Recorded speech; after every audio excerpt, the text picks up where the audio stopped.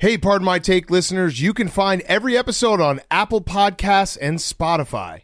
Prime members can listen ad-free on Amazon Music. On today's Pardon My Take, Week 15, fastest 2 minutes, and then we recap every game. Kind of sad week because we have weird football schedules and everything's all out of order because of COVID.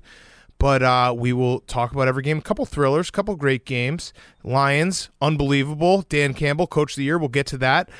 We have Football Guy of the Week. We have Who's Back of the Week. And a great Monday show for you. There's only a few Football Mondays left in the calendar year, so embrace these shows.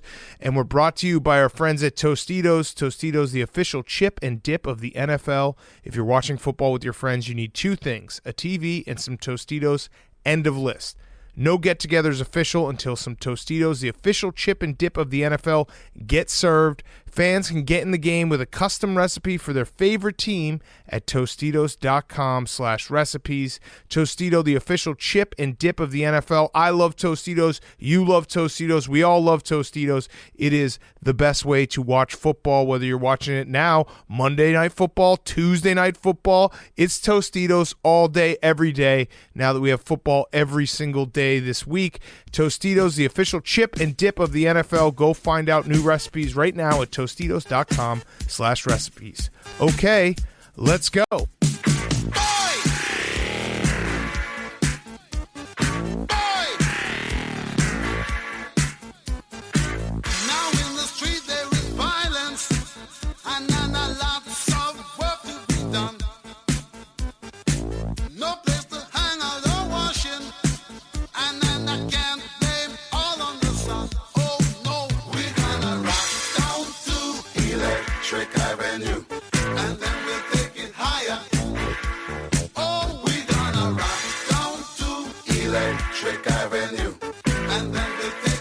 Pardon My Take, presented by Barstool Sports. Welcome to Pardon My Take, presented by Tostitos, the official chip and dip of the NFL. Today is Monday, December 20th, week 15.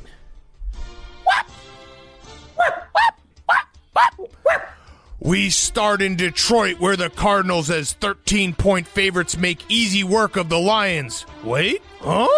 What? Huh? It says the Lions beat the Cardinals 30-12. Is someone jerking me off? What the hell's going on? Well then, we start in Detroit, where Amon-Ra St. What Can Brown Do For You continues his hot streak, and Craig Kilborn Reynolds was resourceful. The Cardinals are now left wondering, is Cliff Dingleberry the right coach for the job, as Kyler Bill Murray and his coach are in Groundhog's Day with a second straight late-season swoon. Lions 30, Cardinals 12. To Pittsburgh, where it was the LeBeau Bowl, and as Jim Nancy Reagan reminded us, everyone loves Dick. In a touching tribute to the mid-'80s, the Tennessee Titans suffered a Chernobyl-like meltdown after Bud Dupree was pushed to his limits following a core injury. Thankfully, the G.O. Pittsburgh Steelers have Bush to fill his shoes. Bend but don't break Roethlisberger is a month and a half late on daylight savings time, falling forward twice for a touchdown. Long Island Ice TJ Watt was very strong and delivered multiple shots, and Titans fans were singing, "I'm gonna love you forever." Randy Travis Bullock, but the Steelers will own this rivalry forever and ever. Hayden. Steelers 19, Titans 13. Some spread. In Western New York, where Gabe Kapler-Davis looked like he hit the sauce before this one, scoring 2 touchdowns. Speaking of Davis, let us be the first to wish Anthony Davis a speedy recovery after the vicious attack his own teammate LeBron James laid upon his knee.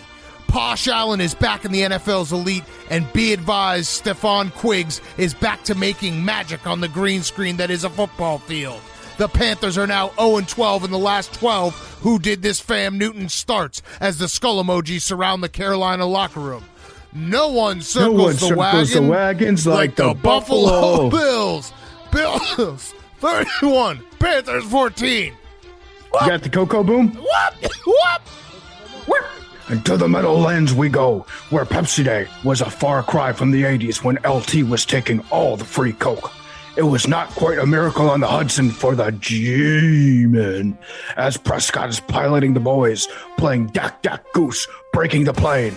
Mike's hard Glenonade got his long neck cracked open, and New York's secret Manhattan Project, Jake the Atomic From, trying to prove that although Danny Dimes might not be the Hirohito they want, he is the Hirohito they deserve. The Dallas Cowboys, 21. The New York Football Giants, 6. Down to Miami, the Jets ordered up a Braxton Cranberrios juice touchdown in the first quarter and had everyone asking, what, you got your period? Duke Johnson & Johnson had not one shot, but 2 shots at the end zone to boost the Dolphins' offense. The Miami quarterback threw 2 touchdown volleys, and Christian Worm Wilkins found his soil in the end zone. The Dolphins have won 6 in a row, Miami 31 and the Jets 24. In Jacksonville, Davis Pills dosed up Brandon, too many TDs, kitchen. Oh, fuck, I fucked it up, boom. Keep going, Teach. In Jacksonville, Davis Pills dosed up Brandon, too many TDs, in the kitchen cooks for 2 scores, huh? And Tremont Will Smith said, welcome to Jacksonville, where the players play, as he took one back 98 yards to the house. Maybe it wasn't Urban's fault after all? Texans beat Jaguars 30-16. Some spread. At Mile High, points were rare in the first half, but Evan, have no McFear, son. Evan's foot is here. The rookie made 3 field goals, including a 58-yarder. Meanwhile, the Broncos hung around when Tim Patrick made things dramatic and the Bengals' lead became climactic as Denver fans got ecstatic on a celebration that was problematic. But in the end, Bro Burrow said, "We dem Boyds," when he threw a touchdown to Tyler to seal the deal for Cincinnati. Bengals 15, Broncos 10. Fucking bars, boom. Bars. To the big bell bottom we go, where Jimmy Garoppolo got his nose bloodied from just a tiny Arden key bump.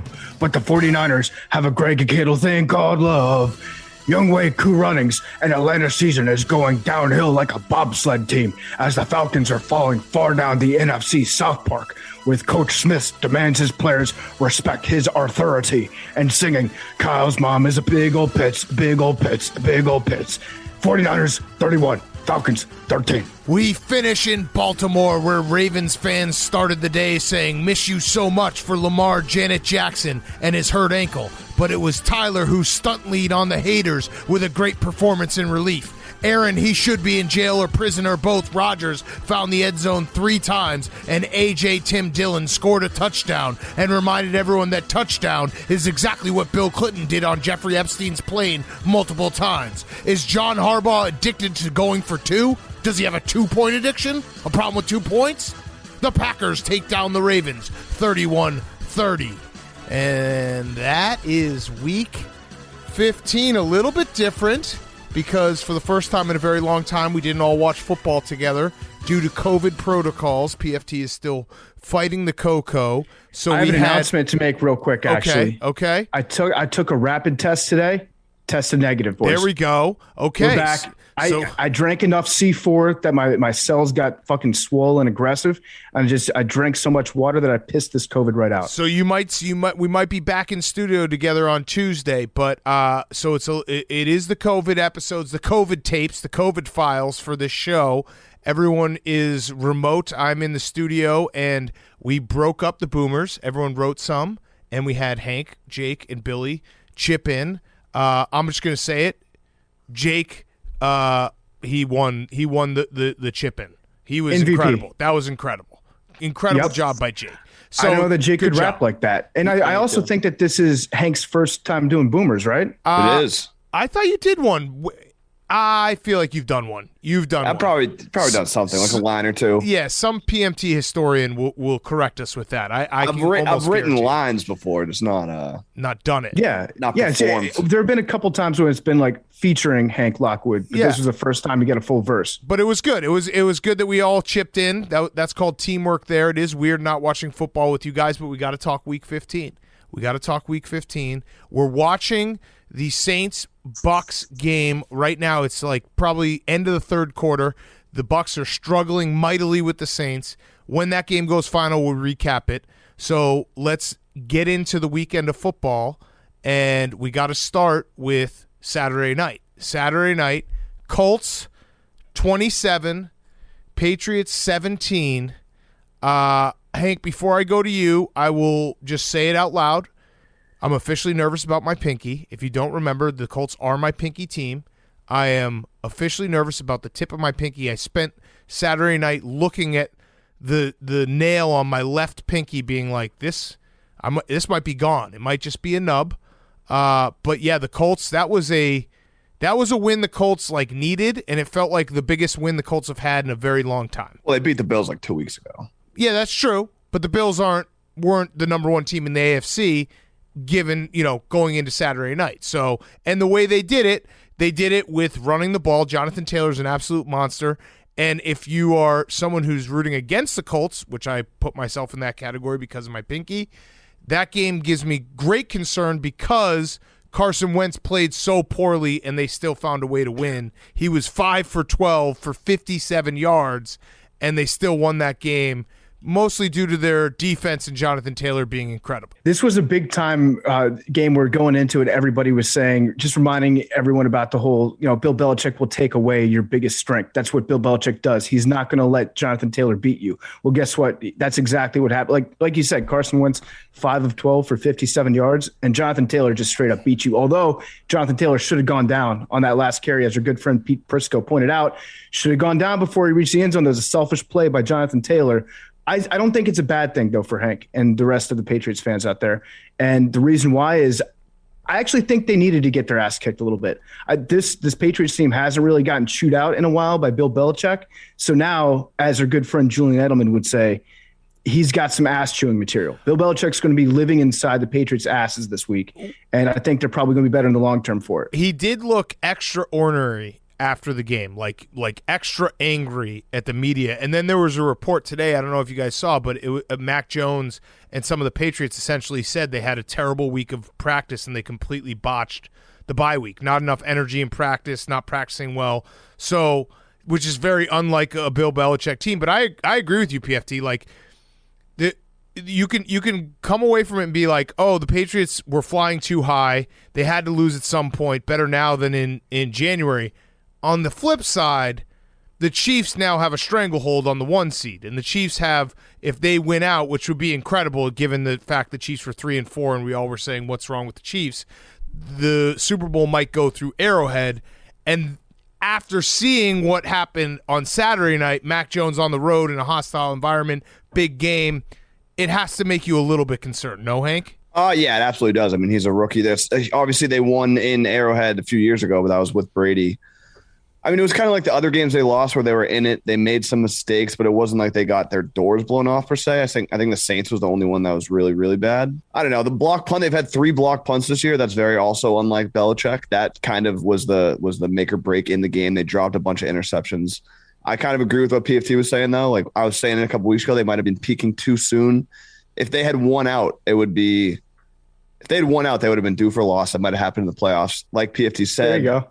This might have woken them up a little bit. Belichick's going to be able to get into them. They'll refocus after the bye week, and kind of this is the start of season 2. This is the start of the real season. Oh, I like it. No, okay. You know what it is, Hank? It's like in TV shows where they bring them back for a very anticipated season. They break the season up into 2 parts, like The Sopranos in that final season where they broke it up when they were going after Phil Leotardo, and then we had to come back to see them shoot him and have the car run over his head. Yes, exactly. That's what they're doing right now. I did get Julian has been actually sending me little voice memos on Sundays. He does that. He's voice memos, not text, which is he's a big voice memo guy. And it's hard because I wanted to save one of the clips, but I don't know how to save the clips yet on my phone because they disappear. It's like that chat. It's really good technology. But one of the things that he said was they need some Bill motherfucking. They need Bill to start motherfucking the team a little bit. And I agree entirely. I actually think that the way that they've been winning recently, with Mac Jones really not doing anything at all, has been bad for Mac Jones because he hasn't been able to make those mistakes. And they say you learn 3 times as much from a mistake as you do from something that you do correctly. Mac Jones is going to learn so much this week. Yes. He had moments where it looked like he was kind of figuring it out, but they got too far behind, and I don't think the Patriots aren't built for that. Like, they're a defense, run the ball. Mac Jones has, he does a really good job of like keep moving the change. I know these are all cliches, but it really like the Patriots are one gigantic football cliche this year and how they've won their games. So to get behind, have to come back on the road. Two other notes from this game. I totally forgot until they mentioned it, but it is very funny. We the angle of Josh McDaniels, the Colts having a revenge game against Josh McDaniels for that time that he was their coach for a second and then decided not to be. That's always funny. I wish I had remembered that. And then what was my other thought? Fuck. I'm gonna. The rivalry's back on. The rivalry's back on. No, I can't wait to see this on Hard Knocks. Oh yes, thank you, Hard Knocks. So I am nervous about my pinky. I do think that as long as the Titans can win, I was looking at it, if the Colts win out and the Titans lose 2 of their last 3, the Colts can win the AFC South, which would make me a lot more anxious about my pinky because right now, as it currently sits, the Colts have to win 3 road games just to get to the Super Bowl, and that's Carson Wentz going on the road, winning 3 road games. I like my chances. But there were people who were saying, and it got me a little maybe too woke, that the NFL, like, what's the best way to breathe some life into a dying franchise? Oh, how about Hard Knocks of the Super Bowl champions being filmed during the season? That makes me nervous. Yeah, I think that's something that you should definitely be nervous about. The NFL, it would not be above them to have the Colts do this and go on a run. Number one, they get a lot of ratings just because people would be talking about your pinky. Number two, they need to have a storyline. They can't have this just end up the Colts narrowly missing the playoffs and fizzling out at the end of the year. But I think the way things are going right now, it's trending more in the direction of the Colts they are peaking at the right time right now. And they are officially my don't look now team in the AFC. So it's the Niners in the NFC. I'm not looking now at the Colts in the NFC. Yeah, no, they definitely have a formula, and it's scary. But I just got to keep reminding myself, Carson Wentz. And he tried to give away the game because he is Carson Wentz. And, like, he's just goofy. And I just don't – if he has to go on the road, Carson Wentz on the road, come on. Don't be worried. But, all right, let's move on because – so the Colts have the Cardinals on Saturday, I believe, which will be a very big test for them, although the Cardinals are fading. And then they finish with the Raiders and Jaguars. So if they beat the Cardinals, there's a good chance they could win the AFC South. All right, next game, the Steelers-Titans. This was an all-time Tomlin rah-rah game. It started with the Titans stomping on the Steelers logo, which we talked about last week. Never touch another man's logo. Now it is 0-2 in back-to-back weeks of Will Compton teams or former teams stomping on logos, then losing the game. But this game was like the Steelers just are addicted to starting slow and being in, like, I think they've had 3 weeks in a row they've had we need to save our season with this second half moments. They have started the last three games. They're 2-1 in the last 3 games. They've been outscored 43-6 in the first half. 43-6. Mm-hmm. So this one was no different in the first half. It looked like the Titans were cruising. And then the Steelers defense just woke up and basically won this game for them. I don't even – like, we love Ben. We want one more year. But this was – if you could give a game ball, it'd go to the entire Steelers defense because they won this game with 4 turnovers. Our virtual game ball goes to the entire Steelers defense. The official virtual game ball, part of my take. I think that's a pretty good assessment of where things went with this because the Titans defense they're still really good. They're giving up like 200 yards a game, but they just keep losing in good performances. So it almost feels like I want to be the first person to be like Ryan Tannehill is who we thought he was, but my brain is still back in like 2017 when Ryan Tannehill sucked. He's been pretty good for the last several years, but he does need a competent run game. You can't have like Ryan Tannehill go out there and just like he's the guy. He needs to have an option that'll make the defense honest.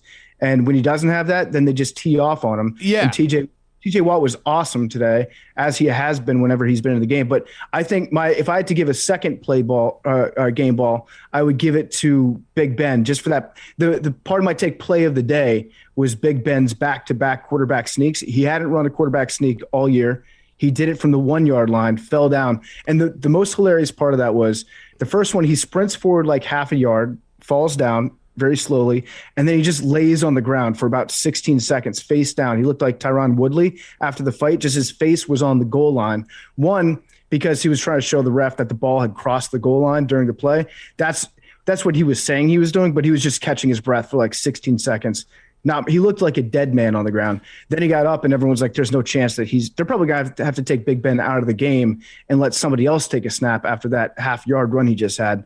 But then he just fell forward again and got into the end zone. That was a touching moment. I think you guys all watched on Red Zone. I was in the office, so I got to see all. It was actually nice. There was 6 games on, so I had all 6 games on.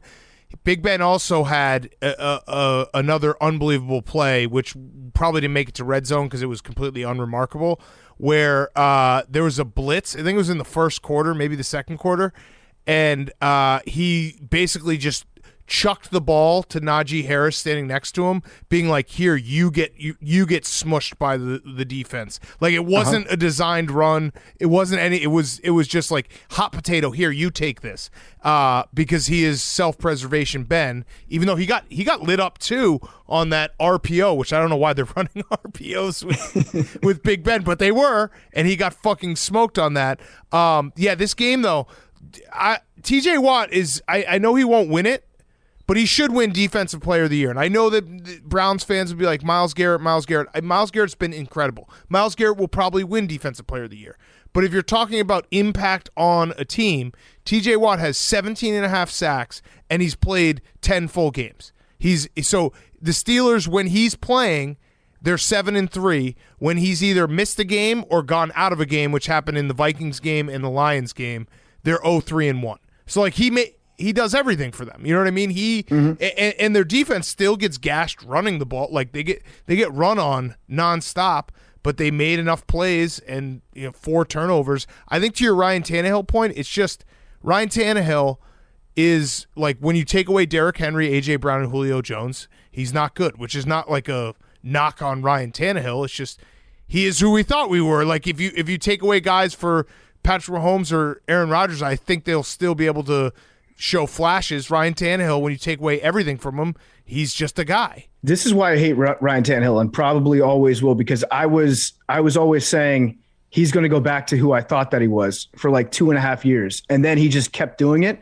So I had to admit that I was wrong about Ryan Tannehill, and now he's good. So there's no chance in hell I'm ready to go back and be like, see, I told you I was right, because I already admitted I was wrong. Right. He's fucking me over on my take. So let that be a lesson to all the youngsters out there, aspiring podcasters. Never, ever admit that you're wrong, because if you just wait long enough, you'll end up being right. Yeah, because he'll retire, and you'll be like, yeah, he retired because he's not good anymore.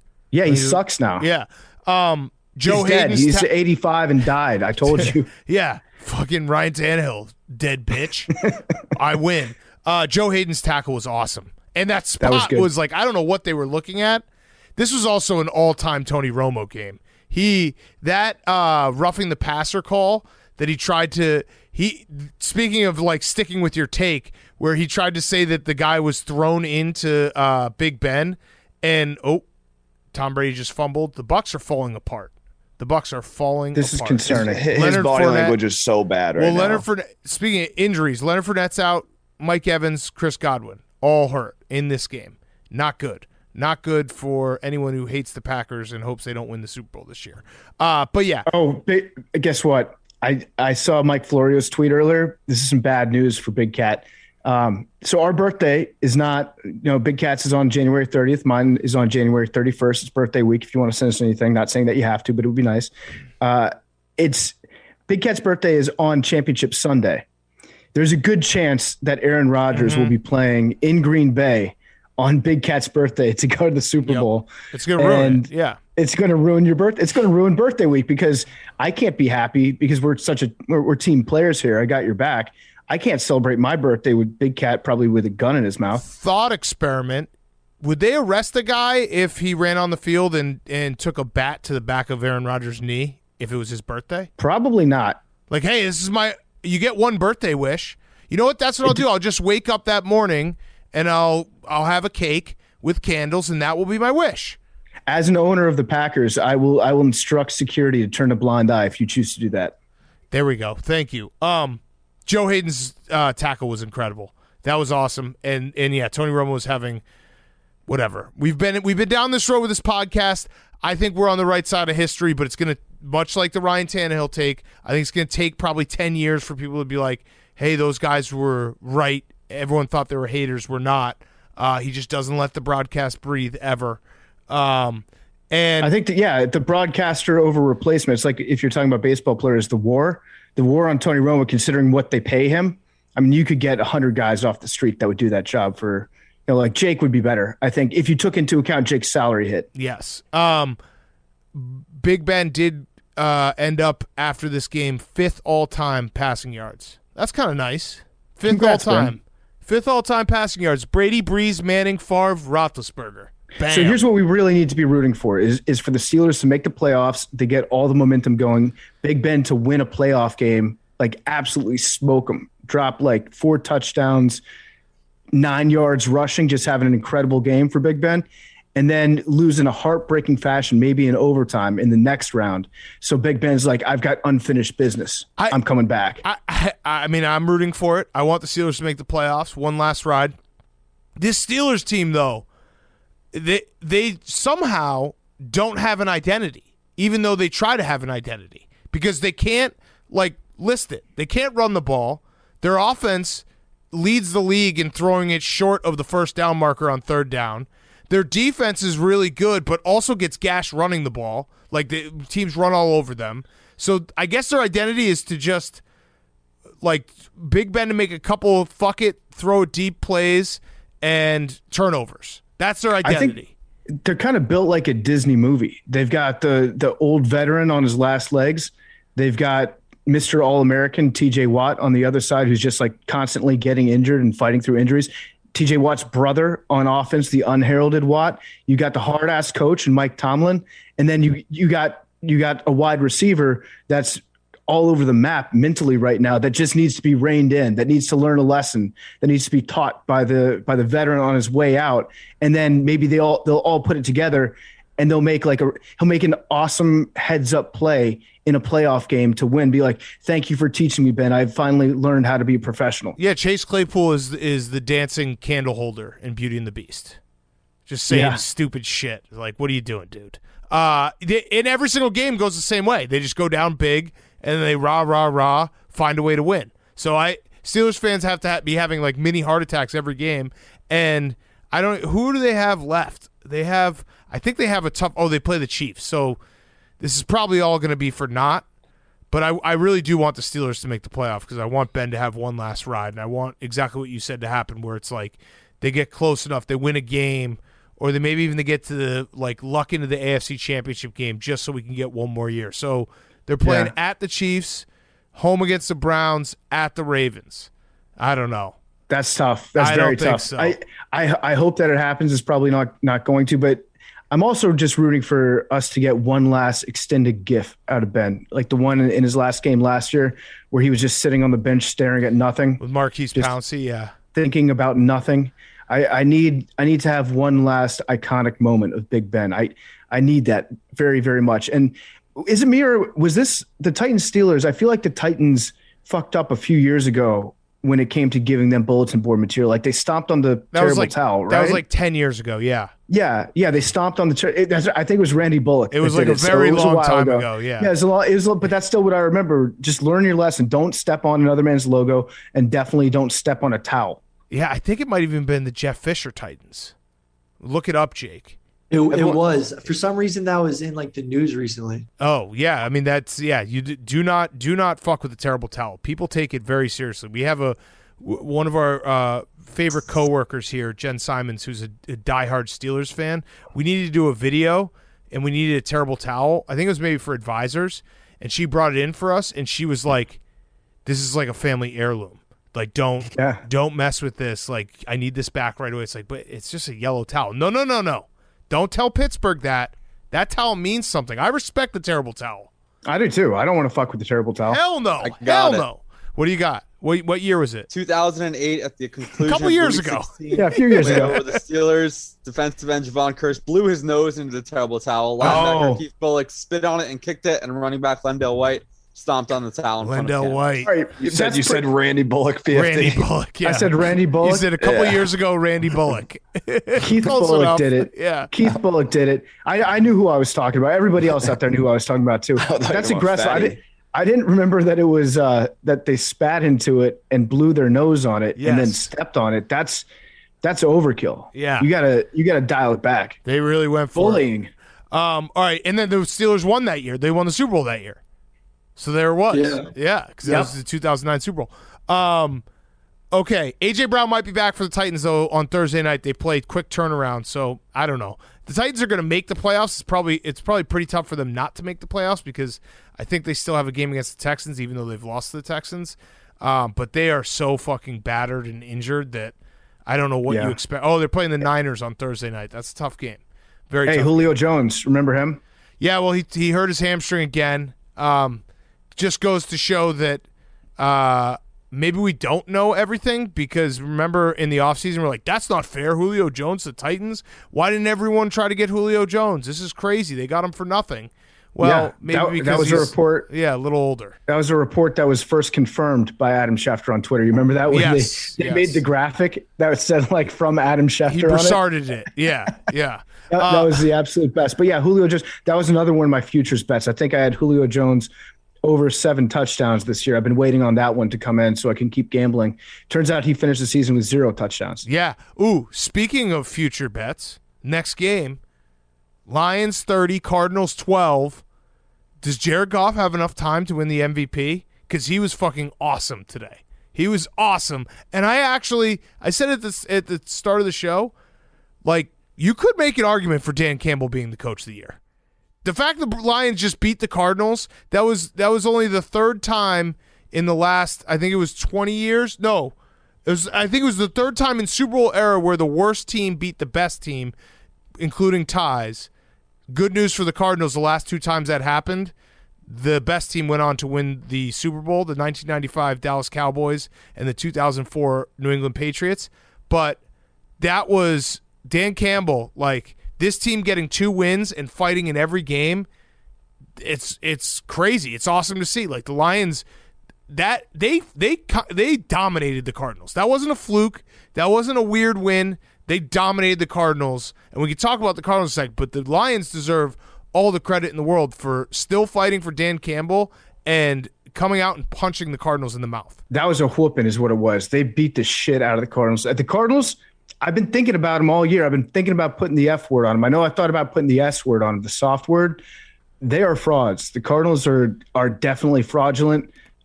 The Lions just kicked the shit out of them. And yeah, you could make the argument, Dan Campbell, coach of the year, there were a bunch of games that they probably should have won against good teams earlier. Like they should have beat the Ravens back in September. You remember that one where it was 19-17? And that was the one where Justin Tucker hit the crossbar, bounced it in on that last kick. That was like a league record, right? NFL record for the longest kick ever. Yep. They've been playing teams pretty strong for the entire season. So not surprised to see Dan Campbell starting to win games. I think without a doubt, they're the best 2-11 team of all time. Dan Campbell can make a claim to that. I don't know any team that would be within 4.5 points of them in on a neutral field right now. They're also the only team that's ever been, I think, that has had a record of 1 or fewer wins beating a team that has 10 or more wins by double digits. Ooh, that's a stat. That is a stat. That's one of those stats that makes you like spin your head and then you're like, okay, I get it. Yeah, it makes sense. Cliff Kingsbury is also just a Mimbo. So nothing in his head. Nothing. Okay. I want to talk about Cliff Kingsbury because I have long thought that he is a fraud. So the Cardinals, Jake put in a reminder to bet the Cardinals in the first 2 months of the season because this is now playing out exactly like last year where Kyler Murray was incredible. Kyler Murray gets dinged up, which I'll say like he probably is hurt a little bit, but the Cardinals last year started 6-3, finished the season on a 2-5 skid. This year they started 8-1 and they're 2-3 since then, and they face the Colts on Saturday.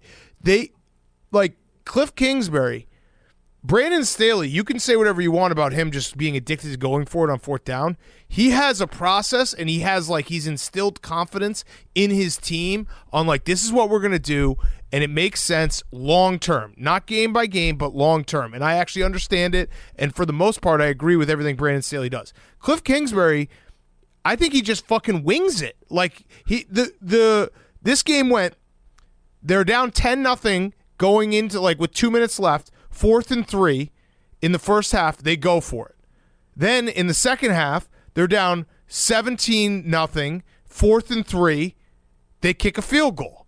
Then they're down 24-3, which you need 3 touchdowns in the third quarter, and they kick another field goal. So, why did you go for it the first time, then kick field goals the second time? I think he just wings it. I don't know. It makes no sense to me. I also think, Cliff Kingsbury, I've always thought that the reason why he's looked good in the NFL is because Kyler Murray is that good and he has that many good weapons around him that a lot of the stuff is like backyard football. Kyler Murray just makes great plays and he makes his coach look a lot better than he probably is. You can't tell me the Cardinals, with all the talent they have, going to Detroit and getting, like I said, it wasn't like a close game where it's a fluke here or there. They got absolutely punched in the face. That, to me, is not a well-coached team. They were even on defense. It felt like they were all standing around. Jared Goff was slicing them up. Every third down, the Lions converted. It was crazy. So that's my Cliff Kingsbury rant. I'm done believing that, the Cardinals are something better than what they are. Kyler Murray's incredible. If he can stay healthy, he's clearly a franchise quarterback. But Cliff Kingsbury, I have no trust in him. He's a Mimbo. There's nothing going on upstairs. And I think that you're right. There's a lot of stuff that gets covered up by Kyler Murray.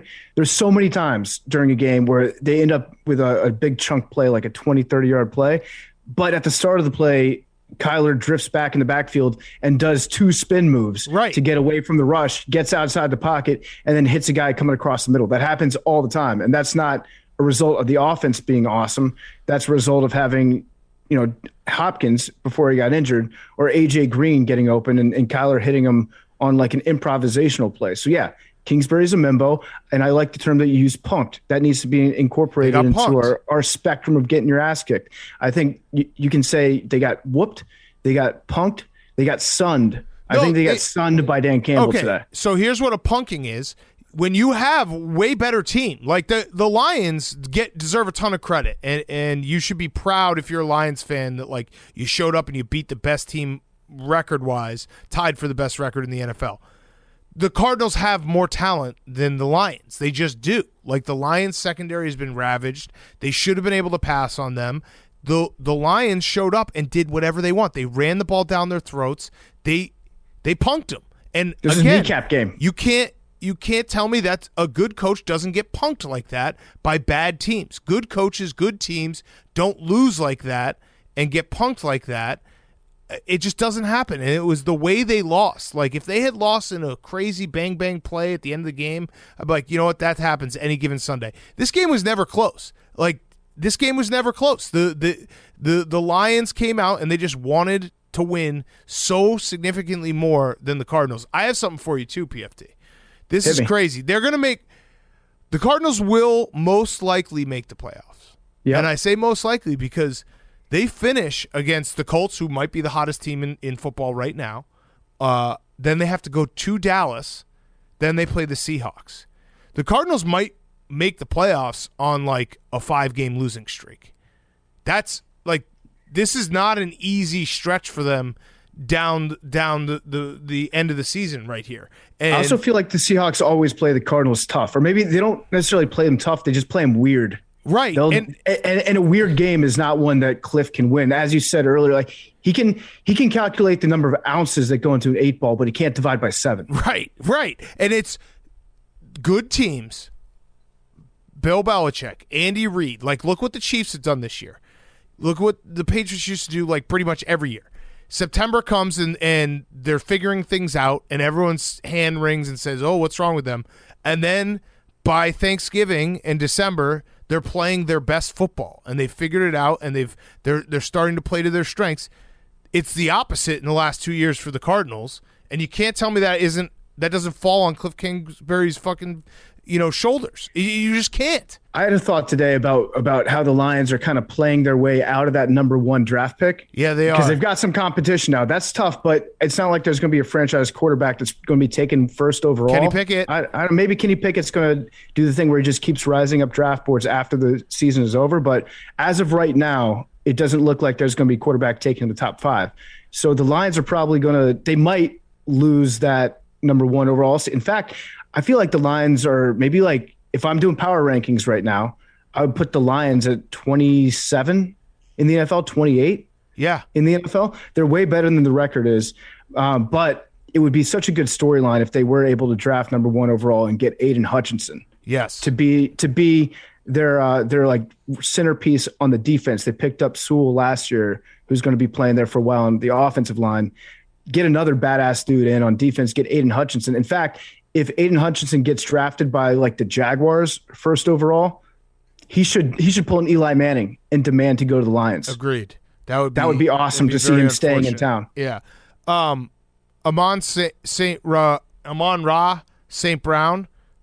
He needs a shout out because if you're a Lions fan, you're like looking for these things. Obviously winning this game is huge and it feels good because if you can get to that point of the season where like the Lions are fighting far more than the Bears are fighting. You know what I mean? Like the Lions are a team that is actually trying every single Sunday where there's a ton of teams out there, the Jaguars, the Jets kind of tried a little today, but there's a ton of teams that have packed it in. The Lions keep fighting, but Amon-Ra St. Brown, he's had 26 catches in the last 3 games. He's like, those are the things you look for. Like, oh, this is a guy that could be good going forward. You know what I mean? Like that's fun for Lions fans. It's a weird thing to say in a season that you've been the worst team in the league record-wise for the entire season, but like there's little things that you're looking at now like, hey, maybe this thing is starting to turn around. The small pieces are starting to turn around. I also like Dan Campbell just doing onside kicks when it doesn't really make any sense. You might as well just onside kick every single time. Dude, that's how bad the Cardinals were, though. They onside kicked and didn't recover it, and like that was I think it was the first or second quarter. First quarter, I think. First quarter, you're like, oh, now the Cardinals are going to go down and score. No, they didn't because Kyler was off. Again, he might be injured. I'm going to give Kyler more credit than I give Cliff Kingsbury because I think Kyler will outlast Cliff Kingsbury, but something's wrong with the Cardinals, and it's the second year in a row this has happened. If you were playing with the Cardinals on Madden today, you would have rage quit. Yeah. Rage quit by the third quarter. Just like unplug the entire console. Be like, the game's cheating right now. How are the Lions beating me? They weren't ready for it. They weren't ready for the smoke that Dan Campbell. Is that what the kids are saying? Yep. They didn't want the smoke. Cliff Kingsbury should have taken the Oklahoma job when Adam Schefter tweeted about it. Absolutely. He's regretting that. He should have been like, all right, I'm out. There's one other thing from this game. There was a Twitter user, Rusky997.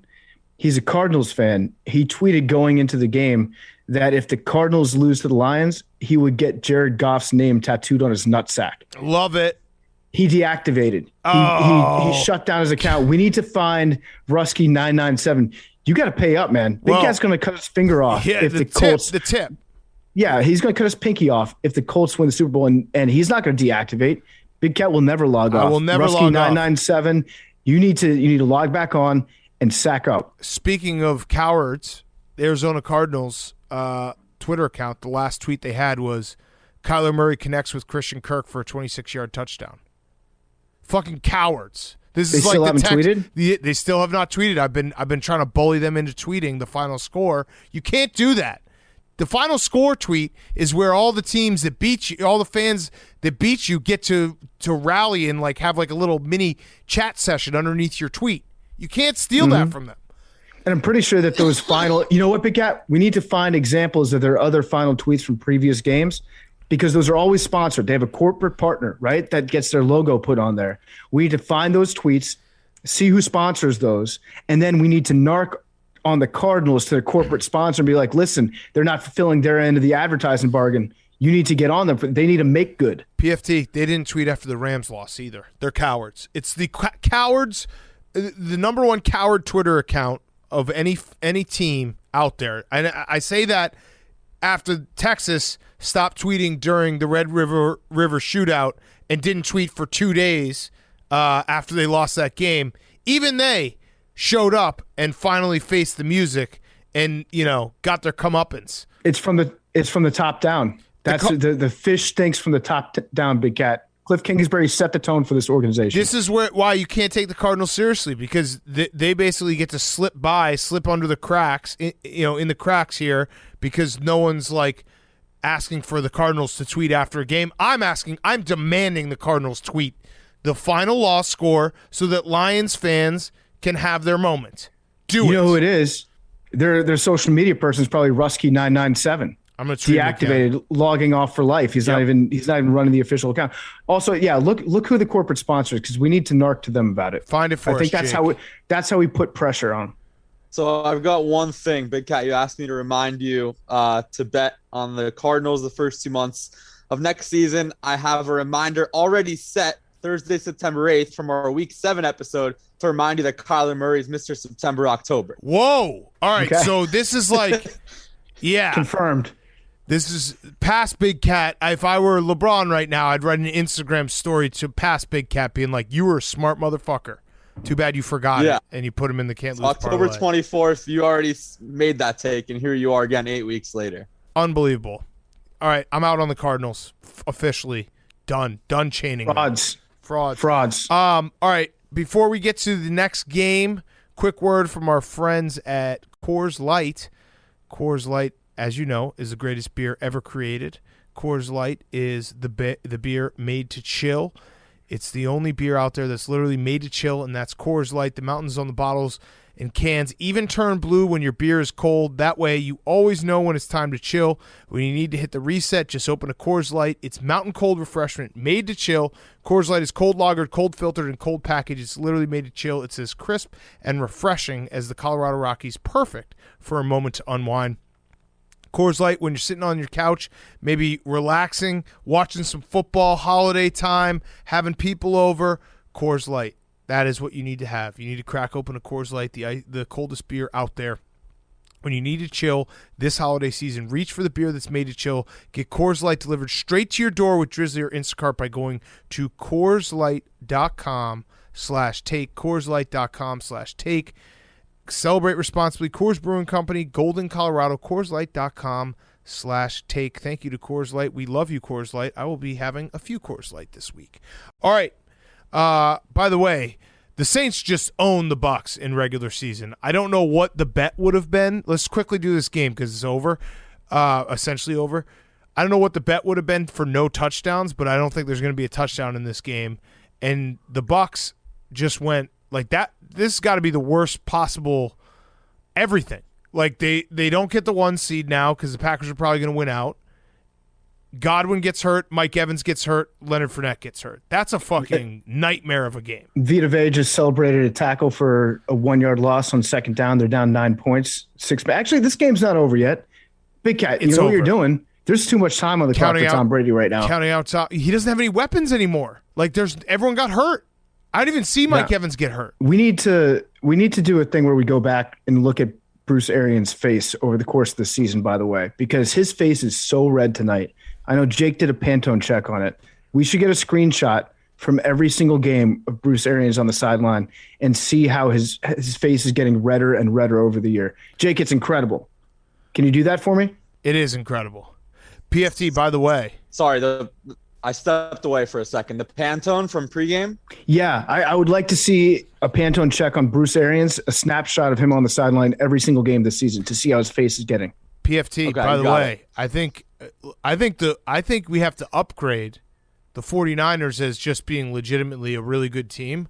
The Saints might be your don't look now team. No, not yet. Because not they yet. finished hold on. They finished against the Dolphins, Panthers, and Falcons. Like they could run the table. They could be, and it would be unfortunate for you because they have the tiebreaker over your Washington football team.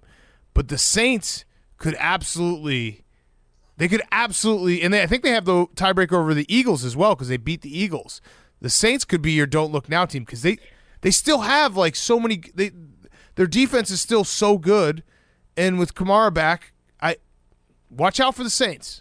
I think the Saints are more. They're putting the pieces together. Watch out for the Saints. They're my putting the pieces together team. I think I think the Niners are still going to be my don't look now team just because they'll kick your ass. But I think people are already looking at the Niners. Like they're in. But they've only been my don't look now team for like 2 weeks. That's not enough time. Not enough people have looked at them. Okay.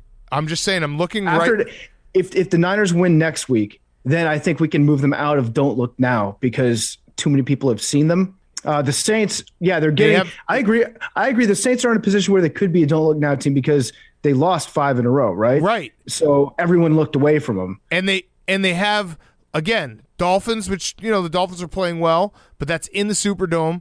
Panthers, who are a dumpster fire, and at the Falcons, they could finish 10-7 here, and they again have the tiebreaker over the Washington football team and the Eagles. I don't know who would have the tiebreaker with them and the Vikings, but those are the 3 teams that are directly ahead of them. 2 out of 3 of them they have the tiebreaker on. I think the Saints are a team that we forgot about, number 1. And then 2, I think, you know what? I'm going to say it. They could be, if they win next week, then they're officially my NFC don't look now team. Yeah, because no one wants to play the Saints. That's what it's going to end up being. No one wants to play the Saints because right now they're my did we forget about them team. And when the Saints are actually their defense does hit so hard. It feels like one of those teams which were the Bucs until the Bucs secondary's been ravaged, but one of those teams that just flies around and just is physical all the time. And then with Taysom Hill on offense, it they're like a mirror image because all he does is ram his head through a wall and try to throw, a couple times a game. Well, he's got the mallet finger right now, which is starting to improve. I actually think the mallet finger might be a good thing for Taysom Hill because he always plays better over the course of games because he loves contact so much. He loves being in pain that when he starts a game in a little bit of pain with his finger, then he's already in I love football mode. Right. Whereas before it would take 2 quarters of getting his ass kicked, where then he'd start to. He's like the Nate Diaz thing, right? Yes. So now he's starting every game in a significant amount of pain, which is actually good for Taysom Hill. Yes, absolutely. All right, so the Bucs, that's a bad loss for the Bucs. Very bad loss. And the Saints, just for whatever reason, own Tom Brady in the regular season. That will now be 4-0 against the Bucs in the regular season. Bad day for Hank, unfortunately. All right, let's talk Dolphins-Jets. Jake deserves credit.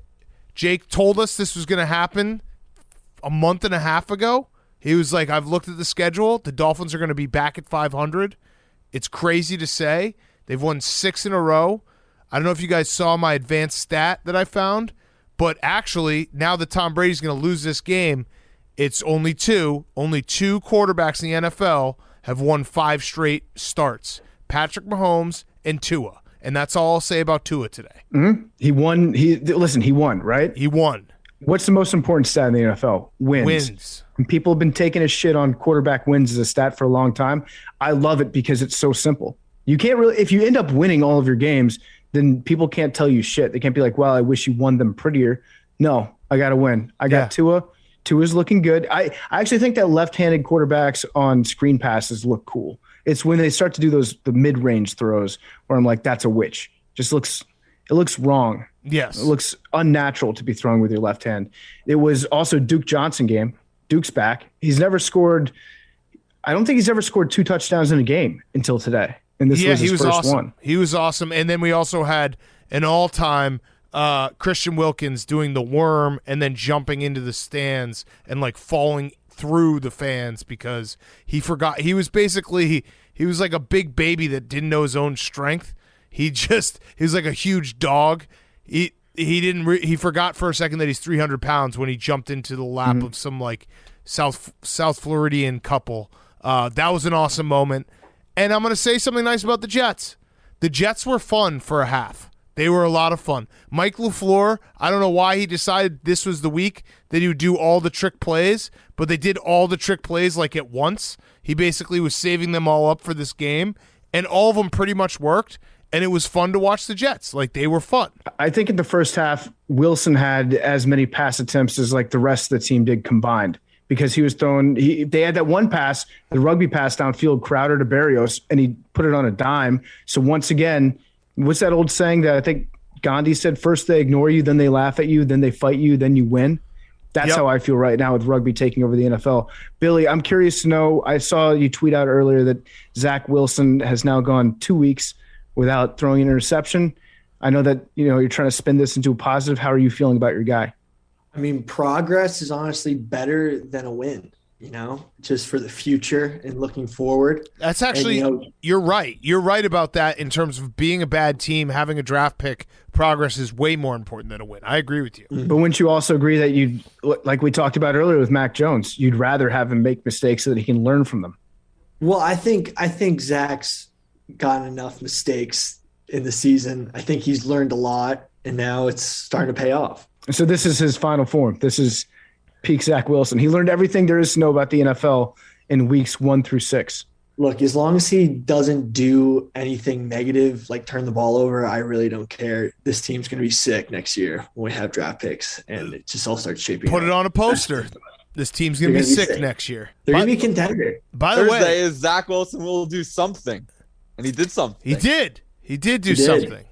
He had a rushing touchdown. Jake, you deserve credit. You did predict this. Now, Jake, let me ask you this, because I'm a member of Two and On. I already gave the stat. Only 2 quarterbacks have won 5 straight starts at this given moment. That's Tua and Patrick Mahomes. I don't know if you ever heard of Patrick Mahomes. Pretty good. Tua, also really good.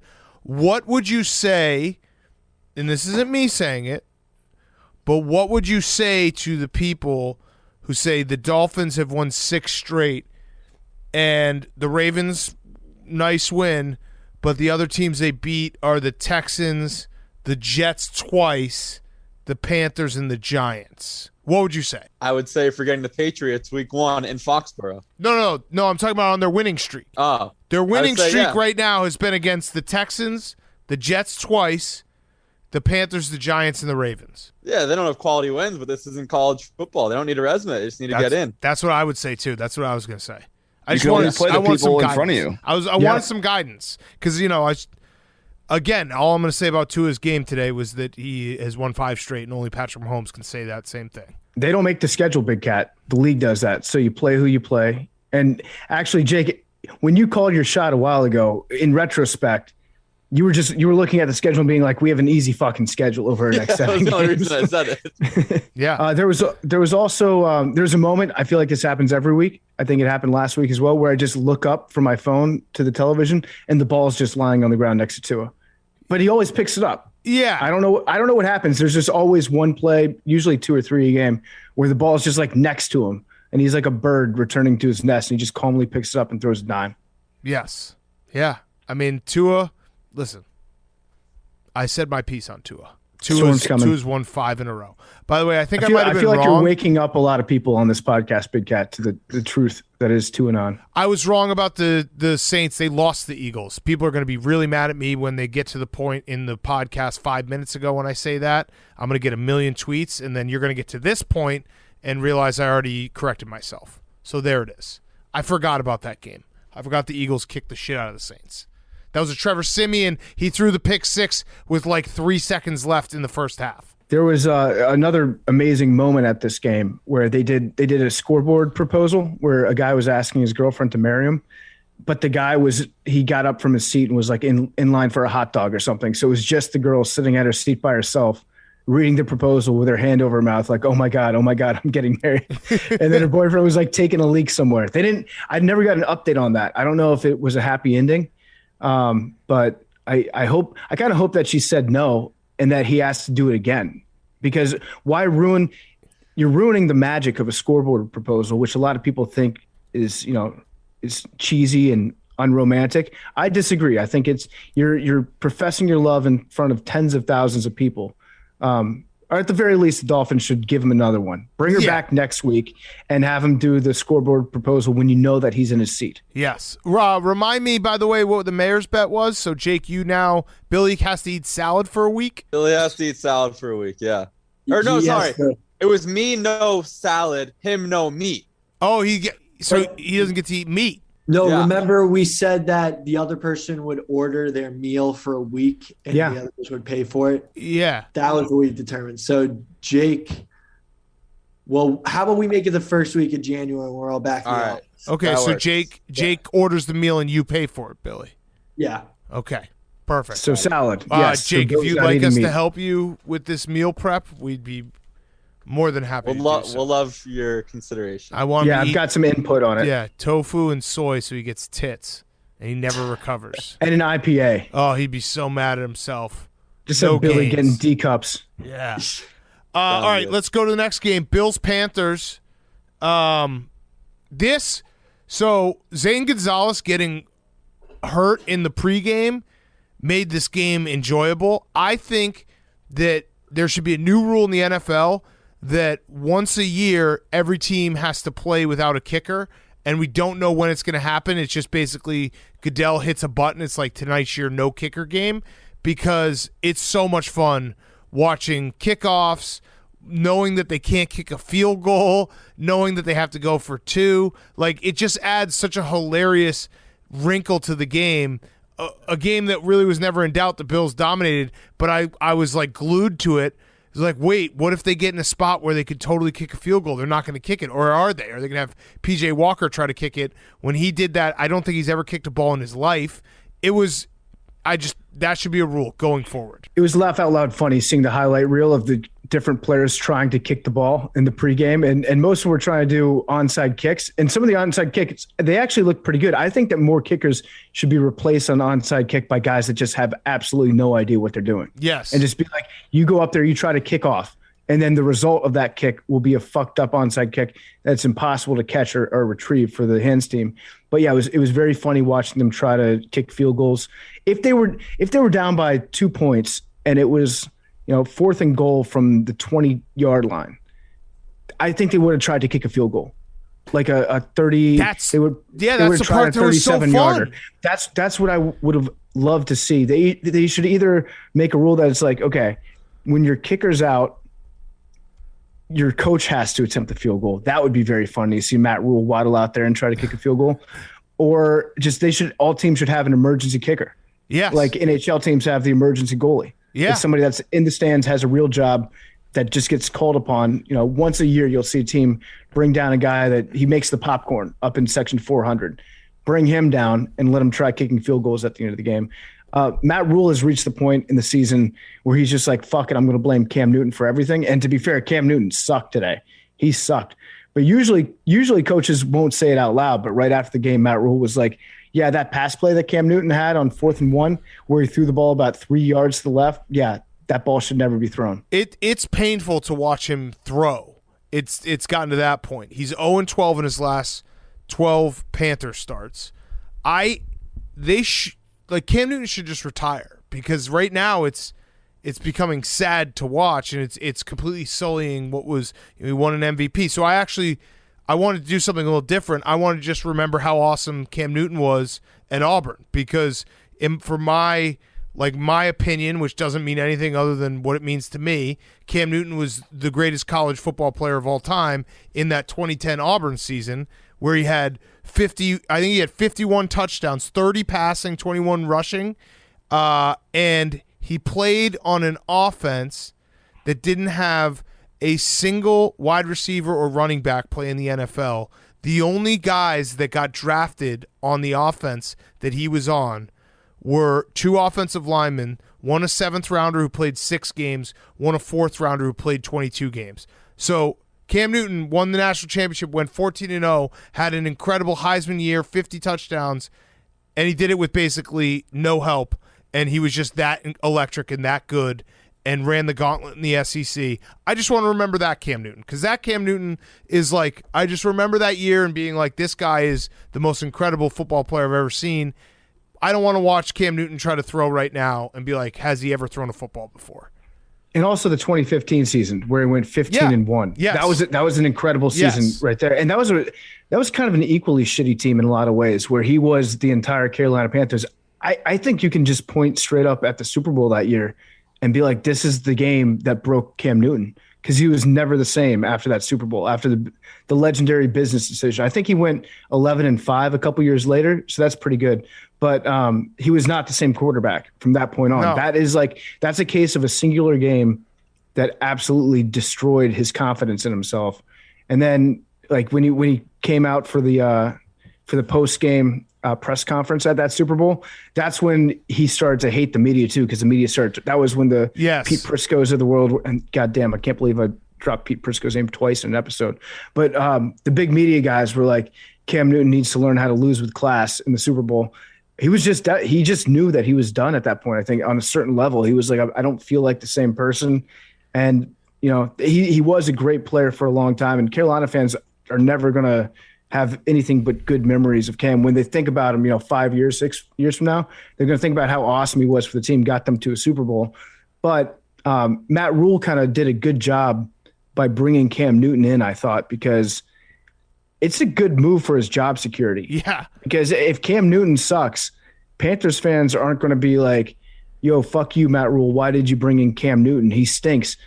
Panthers fans are going to think, Cam Newton's back in town. All right, the second half of our season is going to be pretty fun because we get to watch Cam come back home for the end of his career. Yeah. So Matt Rule's kind of he's skating by despite the fact that he hasn't been a very good coach. Yeah, he's just a nicer, more well-mannered Urban Meyer at this point in terms of like the team looks bad and they look like they can't, like they're making mistakes and doing things. You're like, what's going on here?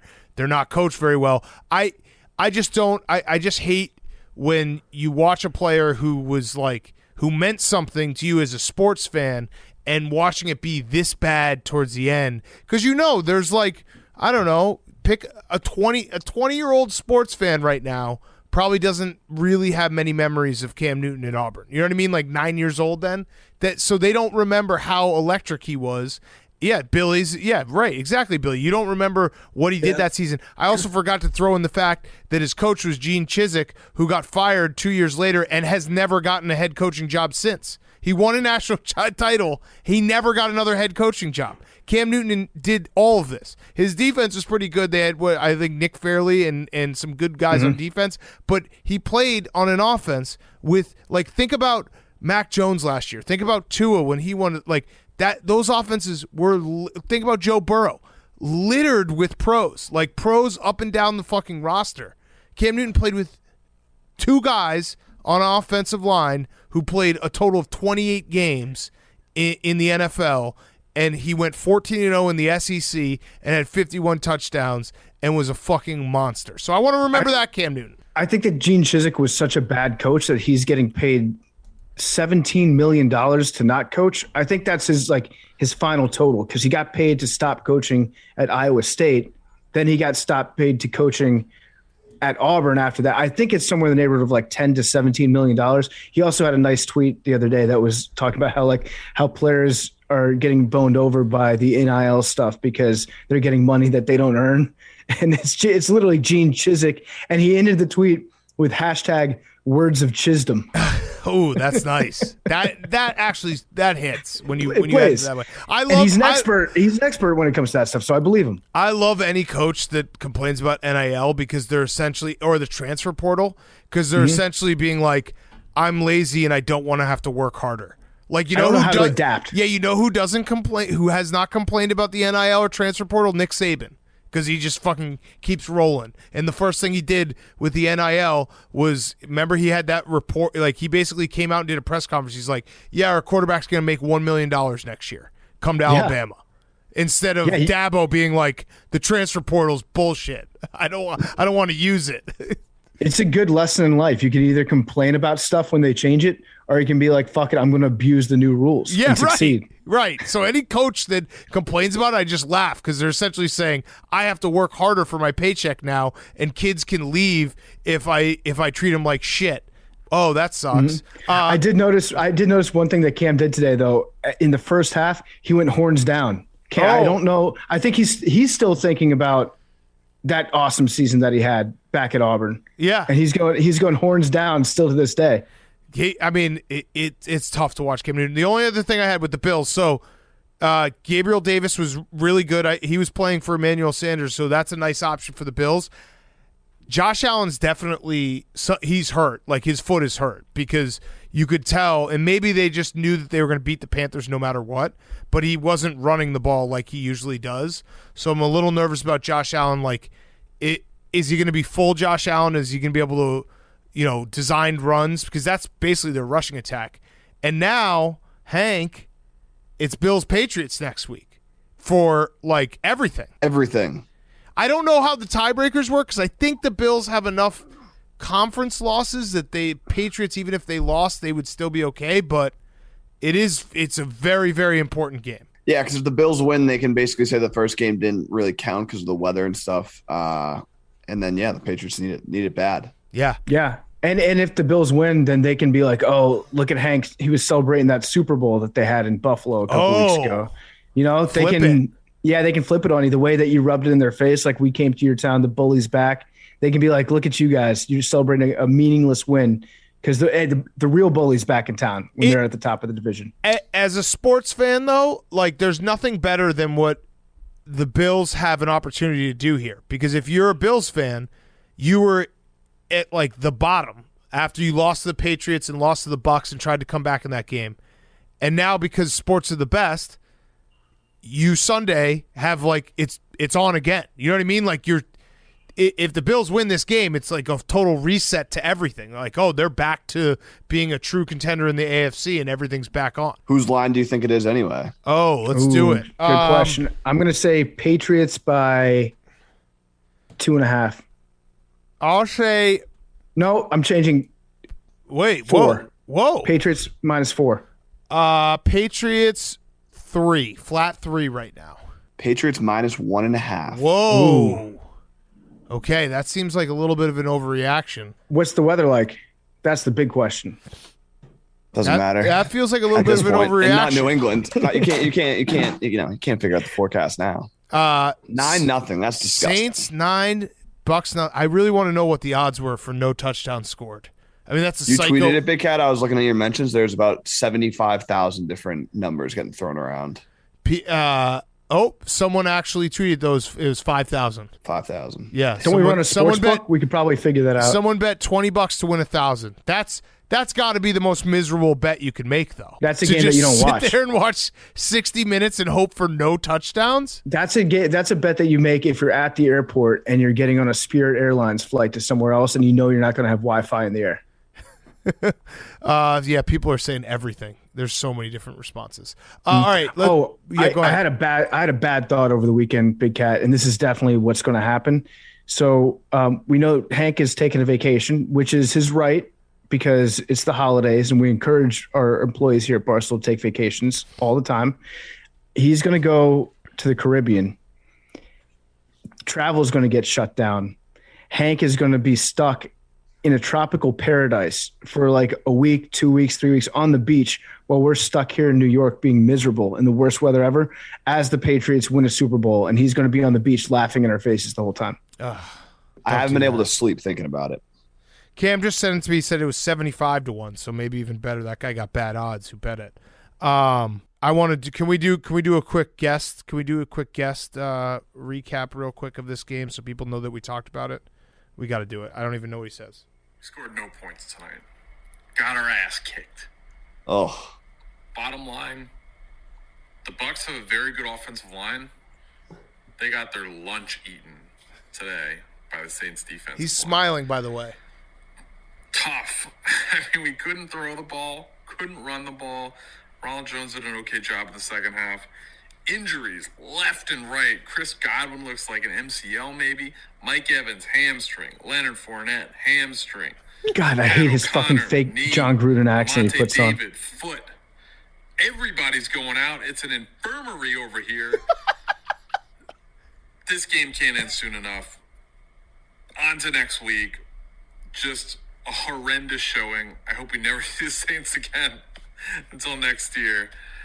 Credit to them. They played a good game, but good Lord. Oh no! Oh my God! Oh no! Don't you just hate that when he's like Chris Godwin? Oh, that good Lord at the end really like if I were about to eat a meal, it would have been ruined. I would have been like, no, thank you. I don't want that. Oh. All right, before we get to our next game, PFD, you got a quick word from one of our sponsors. Yeah, I want to talk to you about our great friends over at Cross Country Mortgage. We love Cross Country Mortgage. They are a people-first group of people. Football players make football plays, but they also make plays off the field like the experts over at Cross Country Mortgage. They might not be doling out concussions or breaking bones, but they're dedicated to doing whatever it takes to get you into the home of your dreams. Cross Country Mortgage has a team of loan officers dedicated to getting it done and finding you the best possible loan terms available. They have an average close time of 21 days. That's ridiculously fast. If anybody out there has ever done a mortgage, I had a mortgage when I was in Austin. 21 days is super fast. The worst part about buying a home is dealing with all the paperwork, all the red tape of getting a mortgage, but Cross Country Mortgage makes it super, super easy. They get a big variety of products. They cover everything from renovations to refis, everything in between. So go with the players that are going to make the plays for you when buying a home. Cross Country Mortgage is dedicated to getting it done for you. Go to crosscountrymortgage.com/barstool so Cross Country Mortgage can take care of you through the home buying process. Cross Country Mortgage, LLC, NMLS 3029, all loans subject to underwriting approval, www.nmlsconsumeraccess.org, crosscountrymortgage.com/barstool. All right, Cowboys, Giants, free medium Pepsi product day. What a day. What a day. Asterisk on that free medium Pepsi product, Big Cat, because it was if you were the person whose name was on the season ticket. They weren't even handing out free medium Pepsis. For the love of, if you're going to be giving out Pepsis, it just don't say medium. Just be like, yeah, it's a large. I know how movie theaters work. I know how stadiums work. The mediums are very big.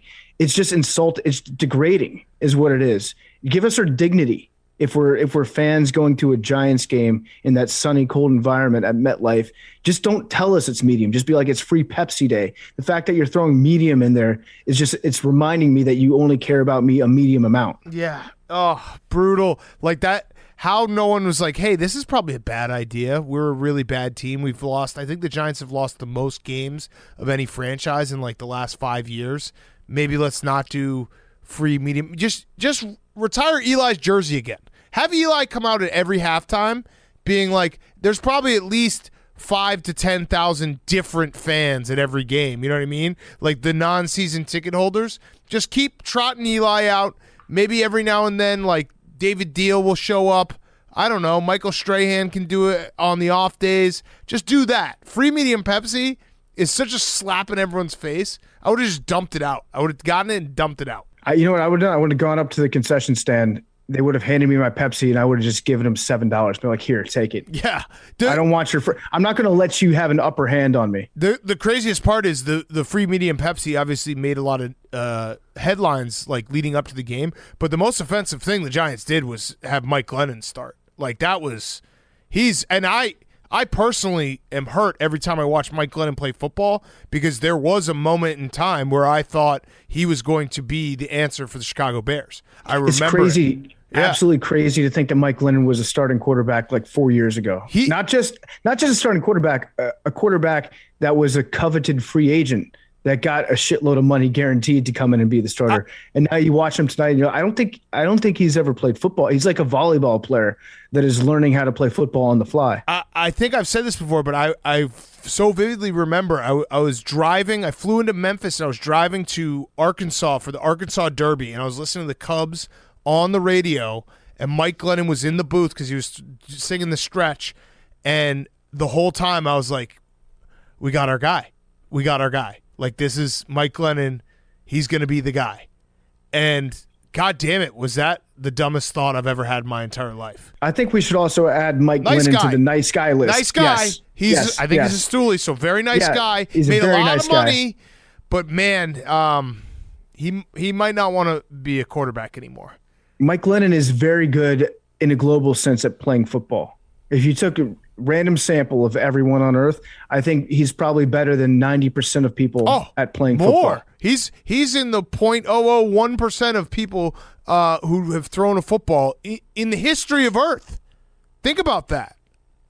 Think about that. Mike Glennon, so that's how good he is. He's a very nice guy, and on a global sense, he's an elite quarterback, top-tier quarterback. No. On a global sense, PFT, he's like a 1 in 100 million quarterback. Right. I was joking when I said 90%. But yes, if we're talking about the actual real stats, I think it's even bigger than 1 in 100 million. I think he's like 1 in like 6.7 billion. Whew. That's how good. Think about that. Well, Tua is one of them. Yeah. So 6.7 billion, 999,999,998. Mm-hmm. Yeah, so he's very, very good at quarterback, but I felt bad for him today a little bit because I don't think he wants to be out. He's not even the best quarterback with a freakishly big neck in the NFL right now. You know what? No, you're right, because obviously Davis Mills. Hold on. I'm going to do something that will make us be very nice to Mike Glennon. Let's see. Mike Glennon, career earnings. Let's go, Mike Glennon. $31 million. There you go, Mike Glennon. Pretty good. That's pretty good. And he's good. a Shiano man, too. So that's even rarer, actually, than how good he is at being a quarterback. Also, there are only probably like 200 Shiano men in the history of the world. Also, over half of that paid by the Bears. Thank you, Big Cat. Ryan Pace. That actually should be like, if we had a PowerPoint, why you should fire Ryan Pace. Ryan Pace is responsible for over half of Mike Glennon's career. I mean, Ryan Pace guaranteeing that much money to Mike Glennon. That's such a and stat. then immediately fucking him over with the draft pick. That ended Mike Glennon's career right there. Oh my God. Really? No, like that should just be tweeted. Like, Ryan Pace is responsible for over half of Mike Glennon's career earnings. And it was as a backup. Well, it was a starter first.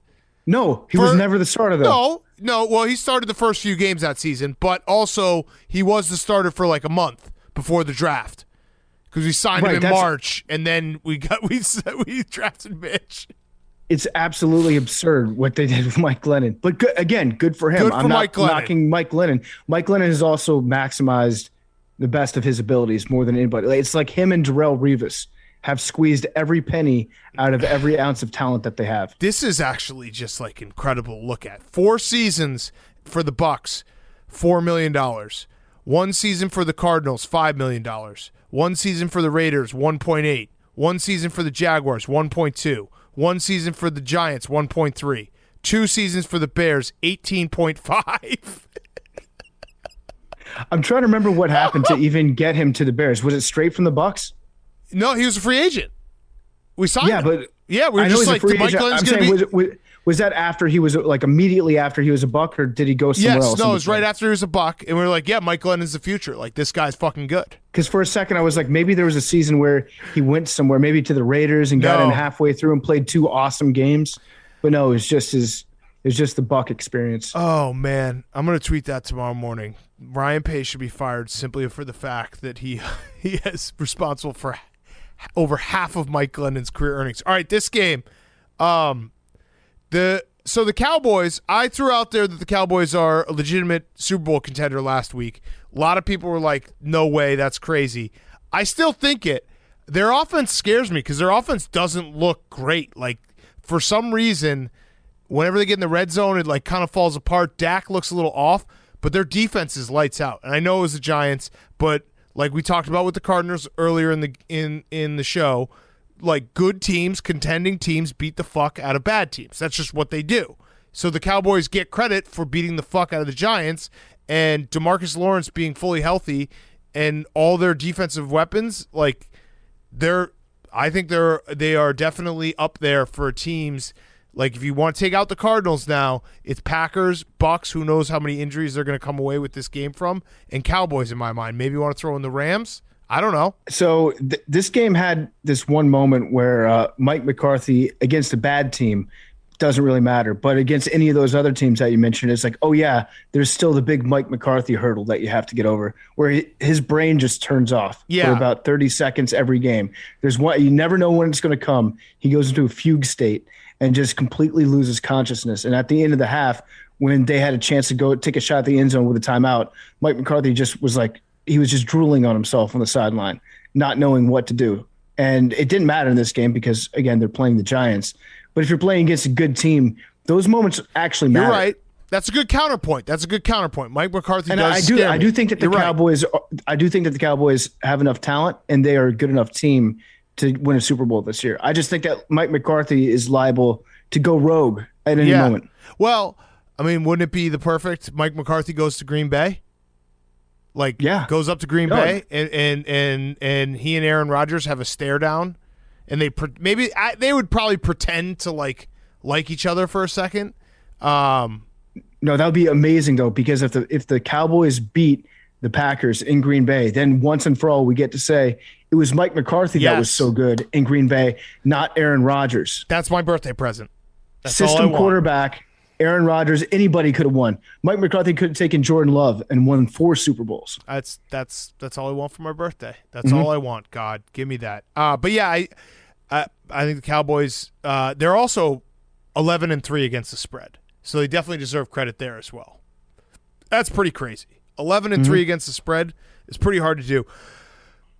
Do we want to talk real quick about Saquon? It was a sick catch that he had today. You want to talk about a sick catch? Sick catch. Sick catch. That should be all that we say about Saquon Barkley. Awesome catch today. And I know Giants fans would be like, well, their offensive line sucks. And Devontae Booker rushed for 74 yards today. Saquon Barkley hasn't rushed for more than 70 yards in a game this year. How many sick catches did Booker have today? That's true. Good point. Yeah, Booker was 8 for 74, and Saquon was 15 for 50. Same offensive line. I don't know. I just think that it's just I don't want to, like, obviously he's never done anything wrong to me, but Saquon Barkley, like, there's never been a player who's had more. And if he was on a different team, maybe he'll have like a Leonard Fournette second chapter to his career where he's on a better team.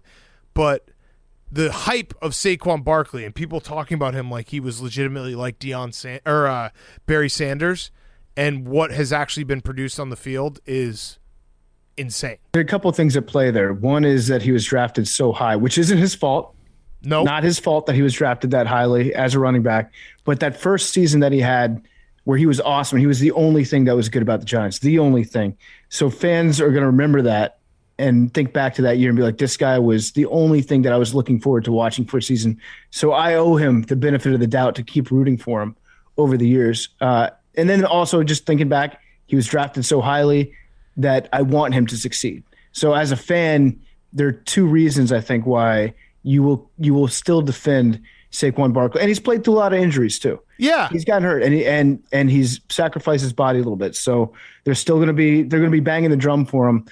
I think that the best hope for him is exactly what you said. He goes somewhere else on a team that maybe has a few more options around him. Yeah. Yeah, because I think is this his fifth year next year? So they got to figure out what to do. Yep. Like pick up his option. Yeah. I hope Saquon Barkley gets a second career somewhere that he can flourish. Because right now, I don't know, when Devontae Booker is like more explosive than you, that's cause for concern. Mm-hmm. All right, next game, Texans Jaguars. Actually, a really fun game. Yep. We had a monsoon. We had a 98-yard kick return that was incredible, and we also had a touchdown where a fan was in the end zone. He ran on the field and he was standing in the end zone while the touchdown was being scored because Jacksonville and Davis Mills, I think I'm ready to say, Davis Mills is your future for at least next year, Houston. I would actually like to apologize to Davis Mills because I was a charter member of Mills Mafia on this podcast, and then I soured on him for a while. I had a bad taste in my mouth from Davis Mills. I turned my back on you. I'm sorry for that. I now believe in Davis Mills to be at least – I think Davis Mills could be a very average backup quarterback in the NFL for a very long time. Well, here's the craziest part about Davis Mills. Like, this draft is not quarterback heavy coming up. If Davis Mills had stayed for another year at Stanford, he might have been drafted by the Texans with like the first or second pick. So that's great value. And you got another year of experience. Because he would have been like the guy that everyone talked up because he was a highly touted recruit. I think he was the best recruit. Number one quarterback coming out of high school. Yeah, number one quarterback coming out of high school. I bet you he was the highest recruit that the Stanford's ever landed, and that's including Andrew Luck. And so he would have gotten all the hype. I don't think he's that bad, which is a nice thing to say about a guy who's playing on a bad team. He's not that bad. So in a way, it's like the Texans are going to have 2 number 1 picks next year. Yeah, exactly. I like that. And if they sign Kevin White, 3. This was for the Jaguars, big I told you so moment for Urban Meyer. Look how bad all those other coaches were that got Urban fired. All the losers. You had all the losers leading your team, and look what happened, Jags. Look, I think that this is vindication for a guy Urban. Yeah. Yes, it is. Did you see his quote, by the way, Urban Meyer? I apologize to Jacksonville. Yeah, and then in classic Urban Meyer fashion, because the guy cannot just apologize. He's the worst apology guy ever, because then he has to do a re-apology later. He said that I think college has changed quite a bit too. Just society has changed. You think how hard you pushed. I believe there's greatness in everybody, and it's the coach's job to find the greatness, however you do that. Positive encouragement, pushing them to be greater, making them work harder, identifying flaws and trying to fix them. I think everything is so fragile right now, and that includes coaching staffs. When I go into coaching, coaches weren't making this kind of money and they didn't have agents. Everything is so fragile where it used to be team, team, team. I remember talking about it in a staff meeting 3 days ago. I got into this profession because I had the greatest high school coach, and it was all about team, all about the huddle. So it's not Urban Meyer's fault. It's that our society is too fragile. Too many betas, too many losers. A man like Urban is a dying breed. He's got paleo mentality. Yeah. Urban Meyer would have crushed it as a caveman. In today's NFL, you have to be a big beta to succeed. That's why Dan Campbell didn't beat the Cardinals today, right, Big Cat? Yes. In Urban Meyer's brain, here are the problems that the Jaguars have. One, they have losers. Two, certain coaches are making money, not Urban Meyer. When he talks about coaches and agents and no loyalty and going to wherever the highest paying job is at the best position for them, again, Urban Meyer is talking about everybody else, not himself. Correct. Urban Meyer would never go to a job just because of the money and leave behind a place that he had started to lay roots just because someone else was paying him more. So coaches making money who are not Urban Meyer is the problem. I just love the fact that he can't just say, I sucked and I fucked up and it wasn't for me. No, society is fragile, and it's the coaches that are fragile that I picked, but the coaches are too fragile. He basically just called all of his coaching staff pussies on his way out. Overpaid pussies. But yeah, this game was fun. Credit to the Jaguars and the Texans for putting on a fun game when no one expected it. Hank just sent us like maybe the most depressing tweet ever. A total of 40 touchdowns were scored across the NFL today, the fewest on a Sunday with at least 10 games since November 27th, 1994. That sucks. Damn. 40 touchdowns? 40 total touchdowns. It's garbage. That's, yeah. And my under didn't hit. Isn't that the worst when every game goes under and then you pick the one wrong one? Yeah, that was bad. Very Hand bad. up. Very my bad. mistake. They also said that Trevor Lawrence he wants input on the next coach. So he's getting input. Shad Khan says that they're gonna lean on Trevor Lawrence to try to figure out who he wants to coach him. So Dabo. Ooh, Dabo. That Dabo would be doesn't so like the funny. transfer portal. That would be so funny if the Jaguars realized their mistake by hiring a highly touted college coach that has had a proven track record of success, and they're like, you know what, who we should get to replace this complete burnout that we had, this flame out of a head coach. Let's get another college coach. Yes, I also think that the Jaguars are not paying Urban, and I don't know if Urban's even fighting it because he's probably like, yeah, you know what, I couldn't win this in he's going to fight it. You think Urban, he could win this in a court of law? This is his new head coaching thing that he's doing right now. He's going to channel all his energy into fighting this in court because he wouldn't comment on any ongoing situation when NFL Network was sitting down with him. So it was actually a great plan by Shad Khan to not fire him for all the stuff that he could have fired him for and just wait for Urban Meyer to slip up, for his fingers to go into another butthole, and then be able to fire him for cause. Yeah. So when Lambeau came out and was like, yeah, he kicked me, I'm pretty sure that physically assaulting one of your players counts as for cause. So now you have enough evidence to just be like, okay, we're done here. The Ohio State way, Woody Hayes, when he choked a Clemson player in the pool game. I think he punched him in the face. Yeah, he might punch him in the face. I'm thinking of Bobby Knight choking players. All right, next game. We got 3 left, afternoon games. 49ers, Falcons. I'm officially saying it, the 49ers might be my favorite team to watch play football. They are so much fucking fun to watch play football. Not only, their defense is now starting to really, hum with Bosa and everyone they got on. That Arden Key, that personal foul was such bullshit. But then on the offensive side of the ball, George Kittle's a monster. Deebo Samuel might be the most electric player in the NFL. He's 10th for running backs touchdowns this year. He's a wide receiver. Brandon Ayuk is awesome. And Jimmy G is actually playing good football. Say something nice about Jimmy G. He is now 7-0 in games where he doesn't throw an interception. And pay no mind to the fact that it's unreal that there are only 7 games in which Jimmy G has never thrown an interception. But in those games, he's won all of them. He's won all of them. In the last 6 games, though, for real, Jimmy G's actually playing like really good. In the last 6 games, he's 5-1, 70%, 10 touchdowns, 3 interceptions, and he's got an average of 113 rating. Like, he's playing good football, and the 49ers are really fun to watch. There's something about the 49ers, that Deebo Samuel run for a touchdown, where they just block so well. I just love Kyle Shanahan. I'm back in love with the guy. I fell out of love. We had a rough patch where we took some time off in the middle of the season because I don't know what they were doing. I think it was maybe just because George Kittle was hurt, but I'm back in love. I love watching the 49ers play football.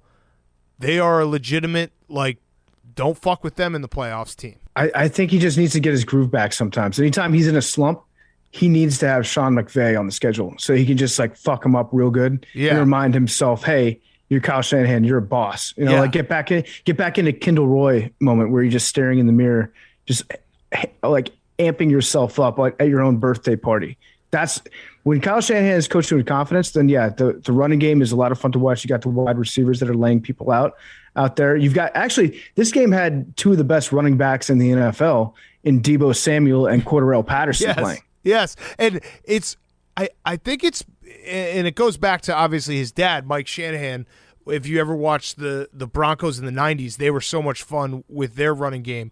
But it's something about the way they block, and then if they get like Deebo Samuel, it looks like he's shot out of a cannon because he has such a clear lane, and he puts his foot in the ground, and he just fucking boom. And it's I'm sounding like John Madden right now, but it makes me feel a certain way when I watch the 49ers really humming. It's awesome to watch. Yeah. No, it is because it's the way that the offensive line sets up in the zone blocking scheme that they have set up where the offensive linemen, they're also getting shot out of a cannon towards the line of scrimmage. Yes. So they're getting downhill and running fast. And if I was an offensive lineman, that would be the coolest system ever to play in, where you just you drift off to the side a little bit, and then you just get to run somebody's face over. And then you see the running back going past them, and they're shot out of cannon because they're running so much faster than the offensive linemen are. It's almost like a slingshot type play. Yes. And I always just like to go back and look at Mike Shanahan, like those years when he just had like Orlandis Gary and Mike Anderson doing the Mile High Salute, like guys that were not Reuben Drones. Yeah, they weren't like incredible players, but they just were for that offense. And it's just, I don't know, Tatum Bell. I like Tatum Bell. Yeah. Tatum Bell was Tatum fast. Bell's good. He was really Did they have fast. a Quentin? Did they have a Quentin at some point? They had Reuben Drones, Quentin Griffin. Yeah. They had all these guys that weren't anything special, and he just makes them special. And you see it. I mean, the 49ers are doing the same thing. Obviously, Deebo Samuel is special. The Falcons, they are officially, I think we alluded to it last week, they are officially, I'm going to say it right now, Atlanta Falcons fans, raise your banner. You are the best, worst team in the NFL. Yep. Officially. I looked through Just the a stats, fact. okay? I looked through the stats.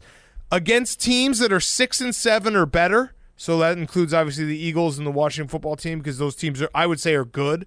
Against teams that are 6-7 or better, they're 2-7, and 6 out of 7 of those losses were by double digits. And then teams that are bad, just objectively bad teams, they're 4-1. They just beat all the really bad teams, and when they play any team that's at 500 or above 500 or hovering around 500, they get the shit kicked out of them. So there's a stat out there called DVOA, and I don't know what it is, except a lot of real smart football nerds use it. And I remember, what's his name? Richard Sherman used to always brag about the Seahawks finishing first place in defensive DVOA, which is like if football were played on a spreadsheet, that would be the team that wins the Super Bowl. The Falcons are the worst team in the NFL on DVOA. Yeah. The entire league. They are the worst team, but they can still make the playoffs, which is honestly, I think that's a testament to Arthur Smith because it means they're expending minimal energy on games that don't matter and maximum energy on all the others.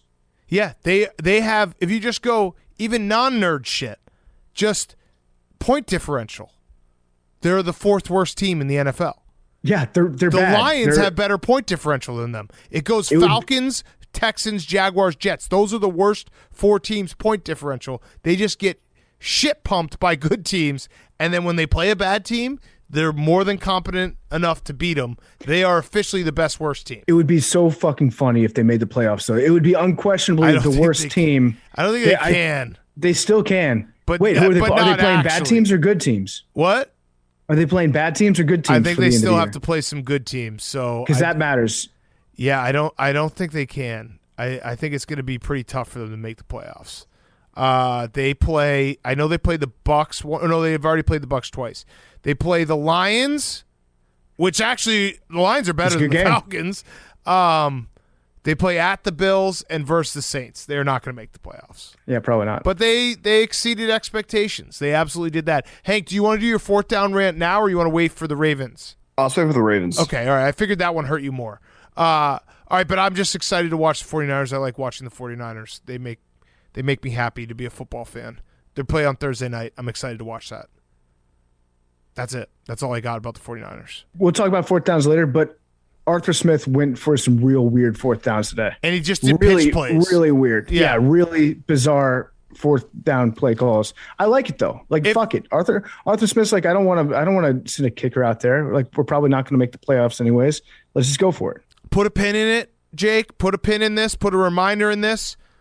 Arthur Smith, I think we've told this story, but Arthur Smith, PFT and I have texted with him because Will Compton basically put us on blast after we made fun of his double chin. So seems like a very nice guy. We will have him on the show. If I end up having to drive to L.A. because I lose out and Billy beats me by a half a point or a point,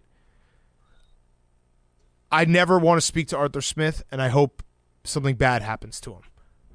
Because this over should have hit. Only if you lose. Only if you get last. Only if I lose to Billy by a point or a half a point. This over should have hit. He kept on calling fourth and goal, and he would just call crazy plays. It was crazy. This over should have hit. I like you, Arthur Smith, but I will have to put you in my graveyard, if my proverbial graveyard, not actual graveyard, if things go south here and I lose out to Billy by one game. Okay? That's fair, right? Like, you got to hold a grudge. You can hold a grudge if you want. I'll interview him. I'll interview him. I'll just be like, fuck you, dude, the whole time. Because, maybe, you know what? If I lose out to Billy by one, let's do the interview, and I'll do it from the road. We'll do a Zoom so I can have my real fire in me, you know? Yeah, windows down. Right, and if I don't lose out to Billy, I like Arthur Smith, and I actually think he's doing a great job this year because the Falcons are not good, and he's got them somehow to win 6 games. So he's actually a very good coach. So we've already established the link between Nick Sirianni and Matt Ryan because they're both included on that one dude's losers of the week list, right? Yep. Pittsburgh Steelers. But watching him play, like, do you actually see a team that needs a starting quarterback being like, I think I'll go with Matt Ryan? He looks like he's spry. Yeah, if they had a good offensive line, yes. Honestly, because they have no weapons and they have no offensive line. I would not do it. I would do it if I had those two pieces. All right, before we get to our last 2 games, PFT, one last ad from our sponsors. Yeah, the people at Truebill. I actually used Truebill a couple weeks ago. They are a service that it logs into your personal finances and it tells you where you're spending money, where you can push, where you can pull, how much money they can save you on subscriptions. I used Truebill to cancel a couple of subscriptions that I forgot that I was paying for every month. I'm going to save over $1,000 a year with Truebill. That's how much. It's a very effective way to monitor your personal finances. Don't fall for subscription scams. Start canceling today at truebill.com/take. A lot of places that get you to sign up, you don't even know that you're going to be subscribed to it.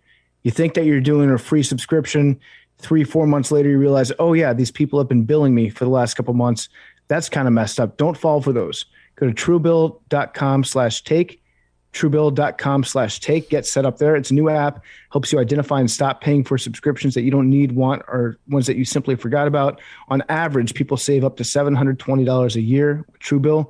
Companies make subscriptions too hard to cancel on purpose, but Truebill will take care of it, and they give you concierge too. So you might need them to cancel unwanted subscriptions so you don't have to. Truebill's concierge is going to help you out. Go to truebill.com/take. That's truebill.com/take. It could save you thousands a year. Truebill.com/take. Okay. Last two games, Bengals, Broncos. Bengals win an ugly one.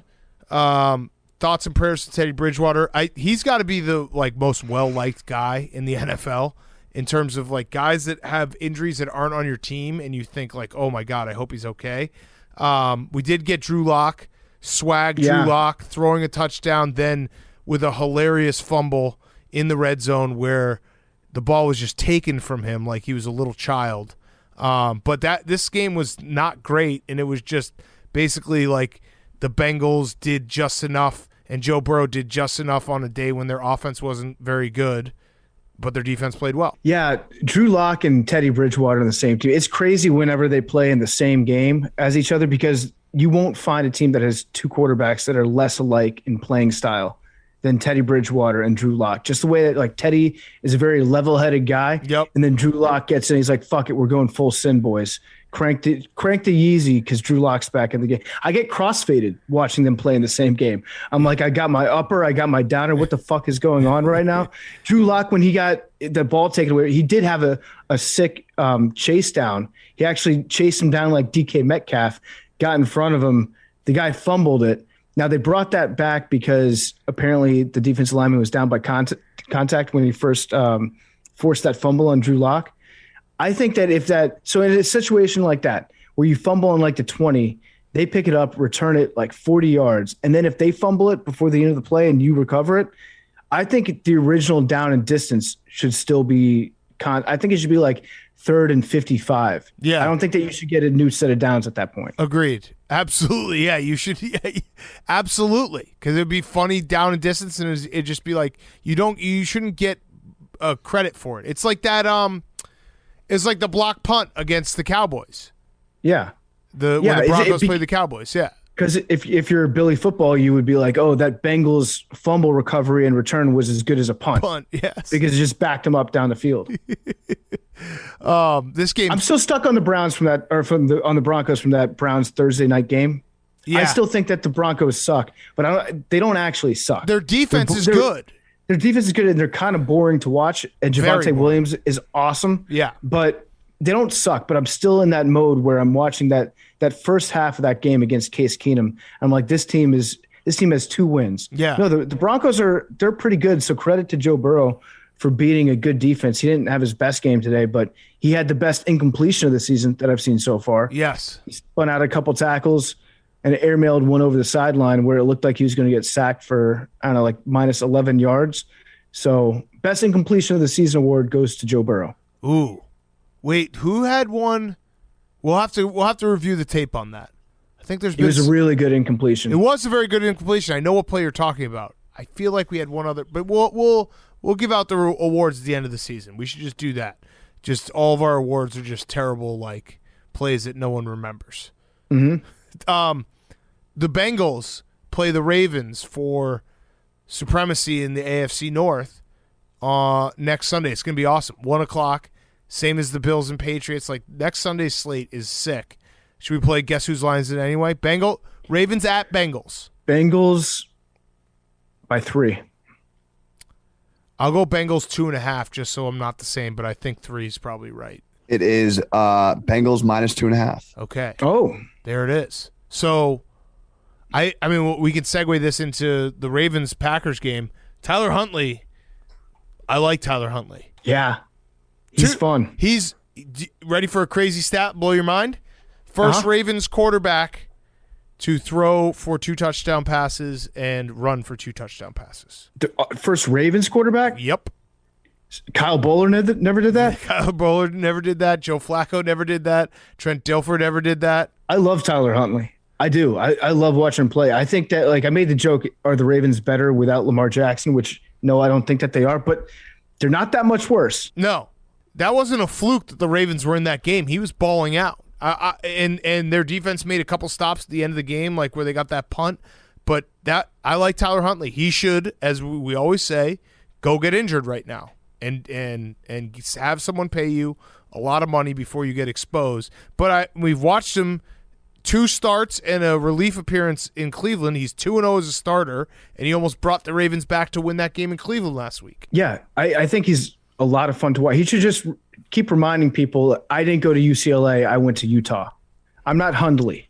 Yes. So a lot of people making that mistake. And also that's Brett Hundley, yeah. I think I'm a toe truther, Big Cat. Okay.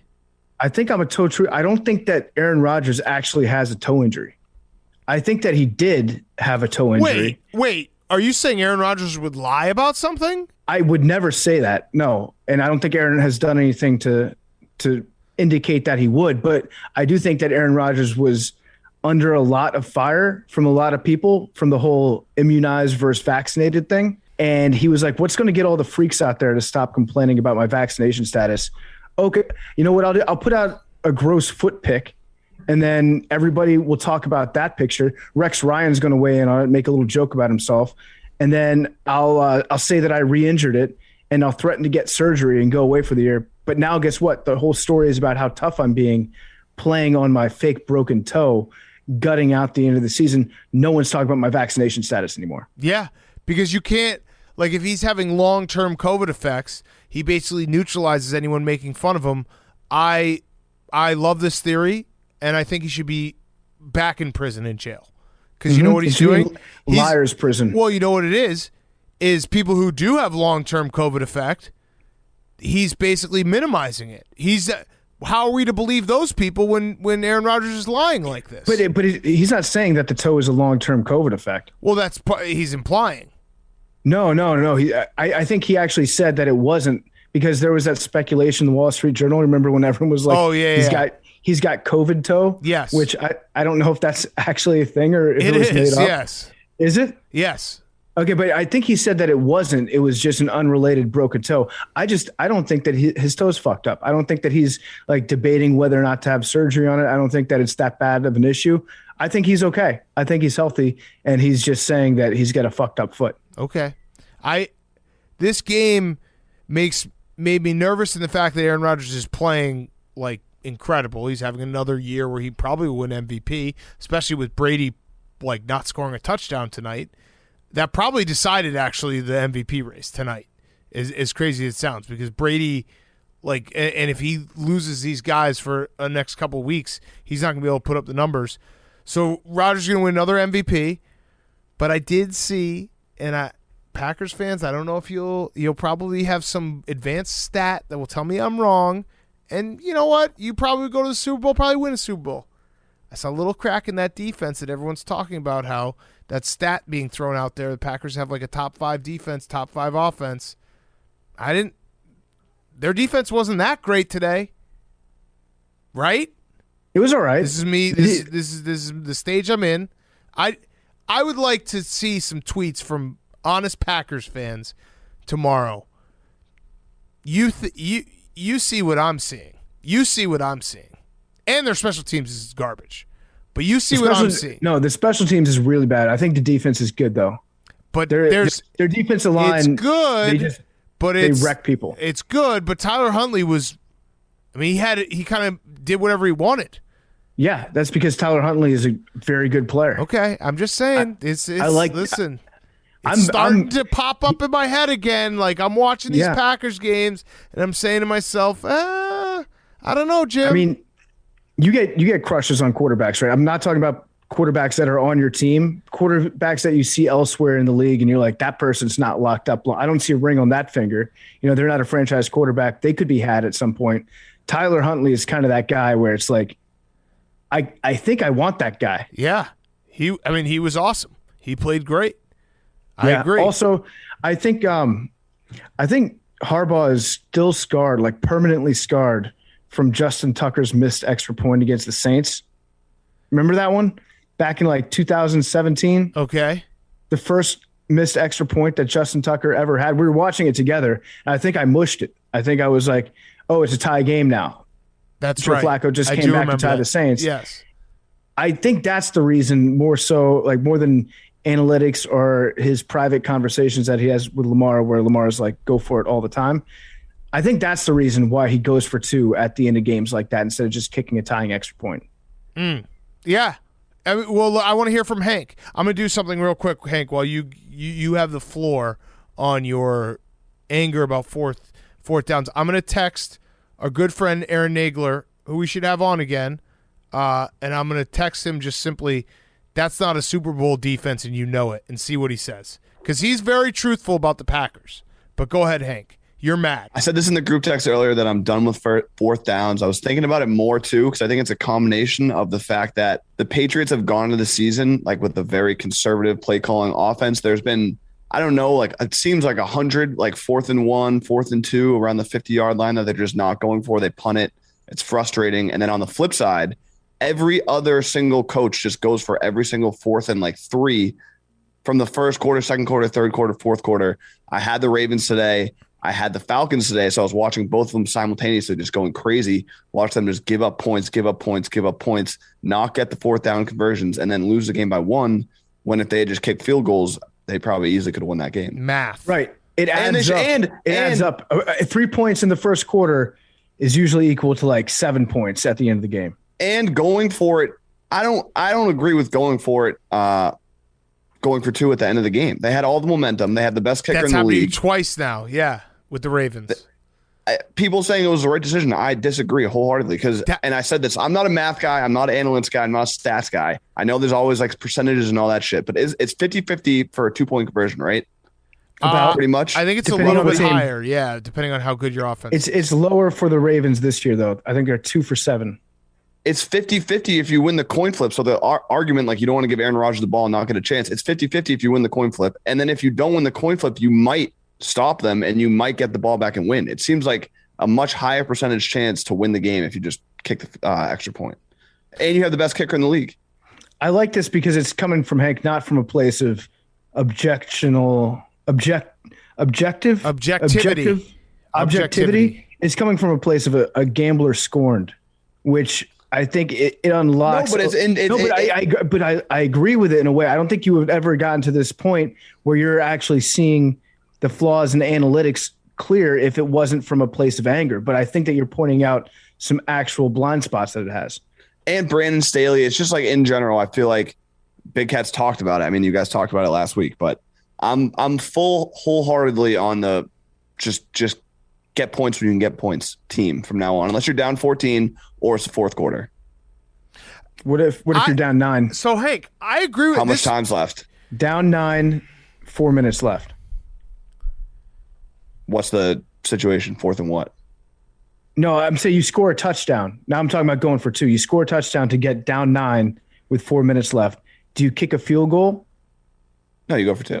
That's extra point. I agree with you because of Justin Tucker. That was my point a few weeks ago when they were playing the Steelers. Like, Justin Tucker is a weapon. If you can get one stop in overtime, you're probably going to win because of how good he is.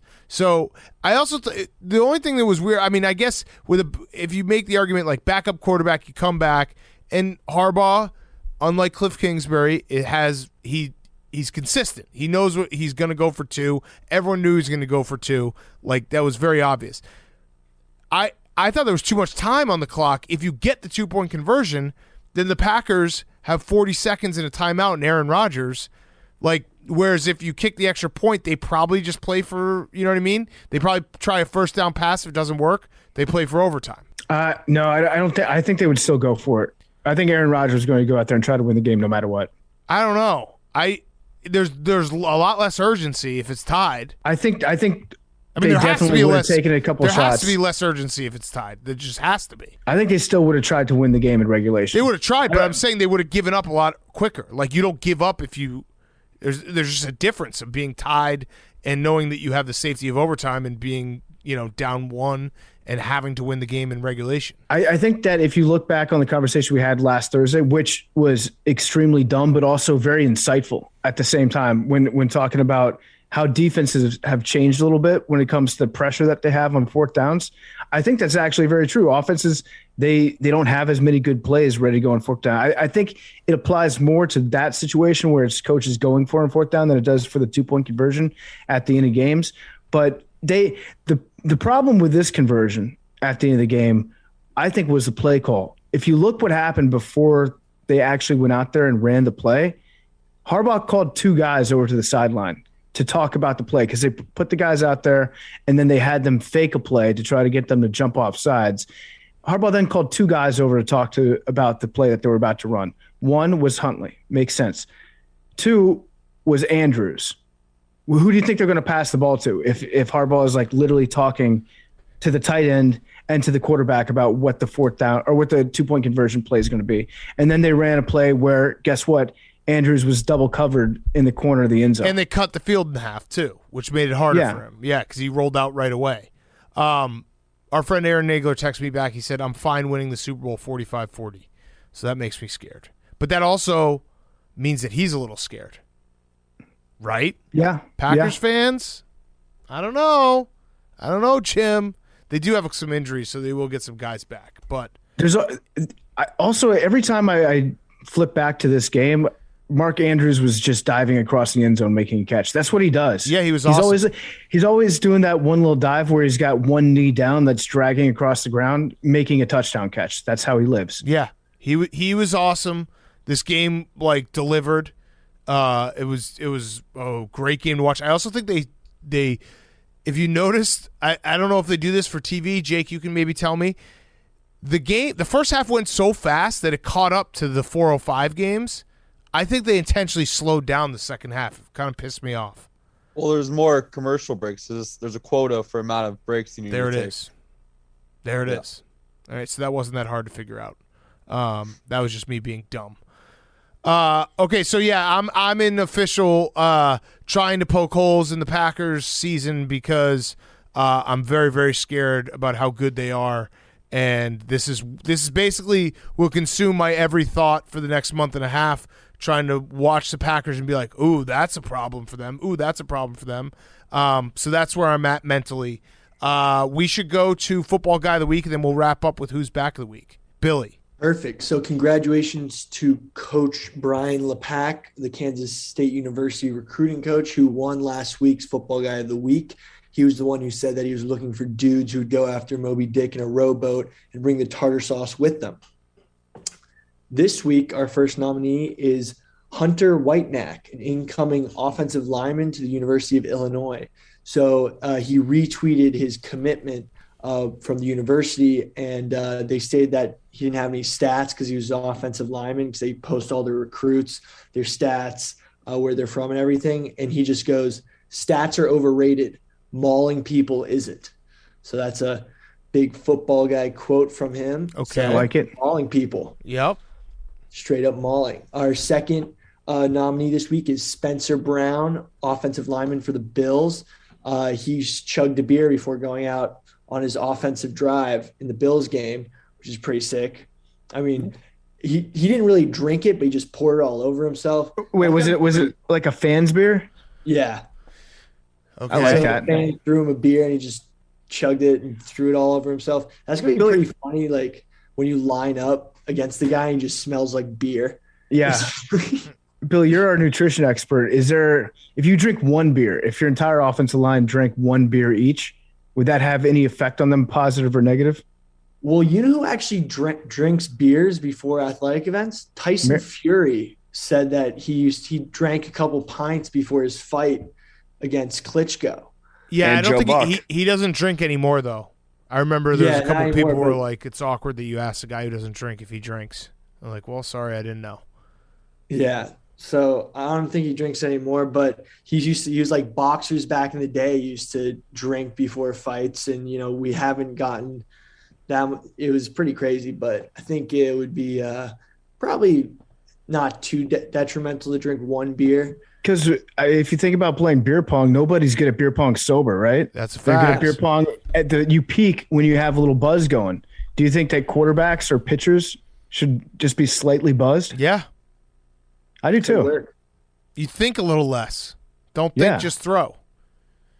Okay, Carson who else? Wentz should be drunk. Yes. He's a player that would definitely be served well from having like, I don't know, like 3 brown ales before he goes out. Yep. I actually think Zach Wilson would be a little more relaxed. He played a little buzzed. He would get drunk too easy. Couldn't be Tolerance too worse, low. right? Less doy plays. He hasn't had any doy plays the past 2 weeks, but in the beginning, he definitely had some nerves.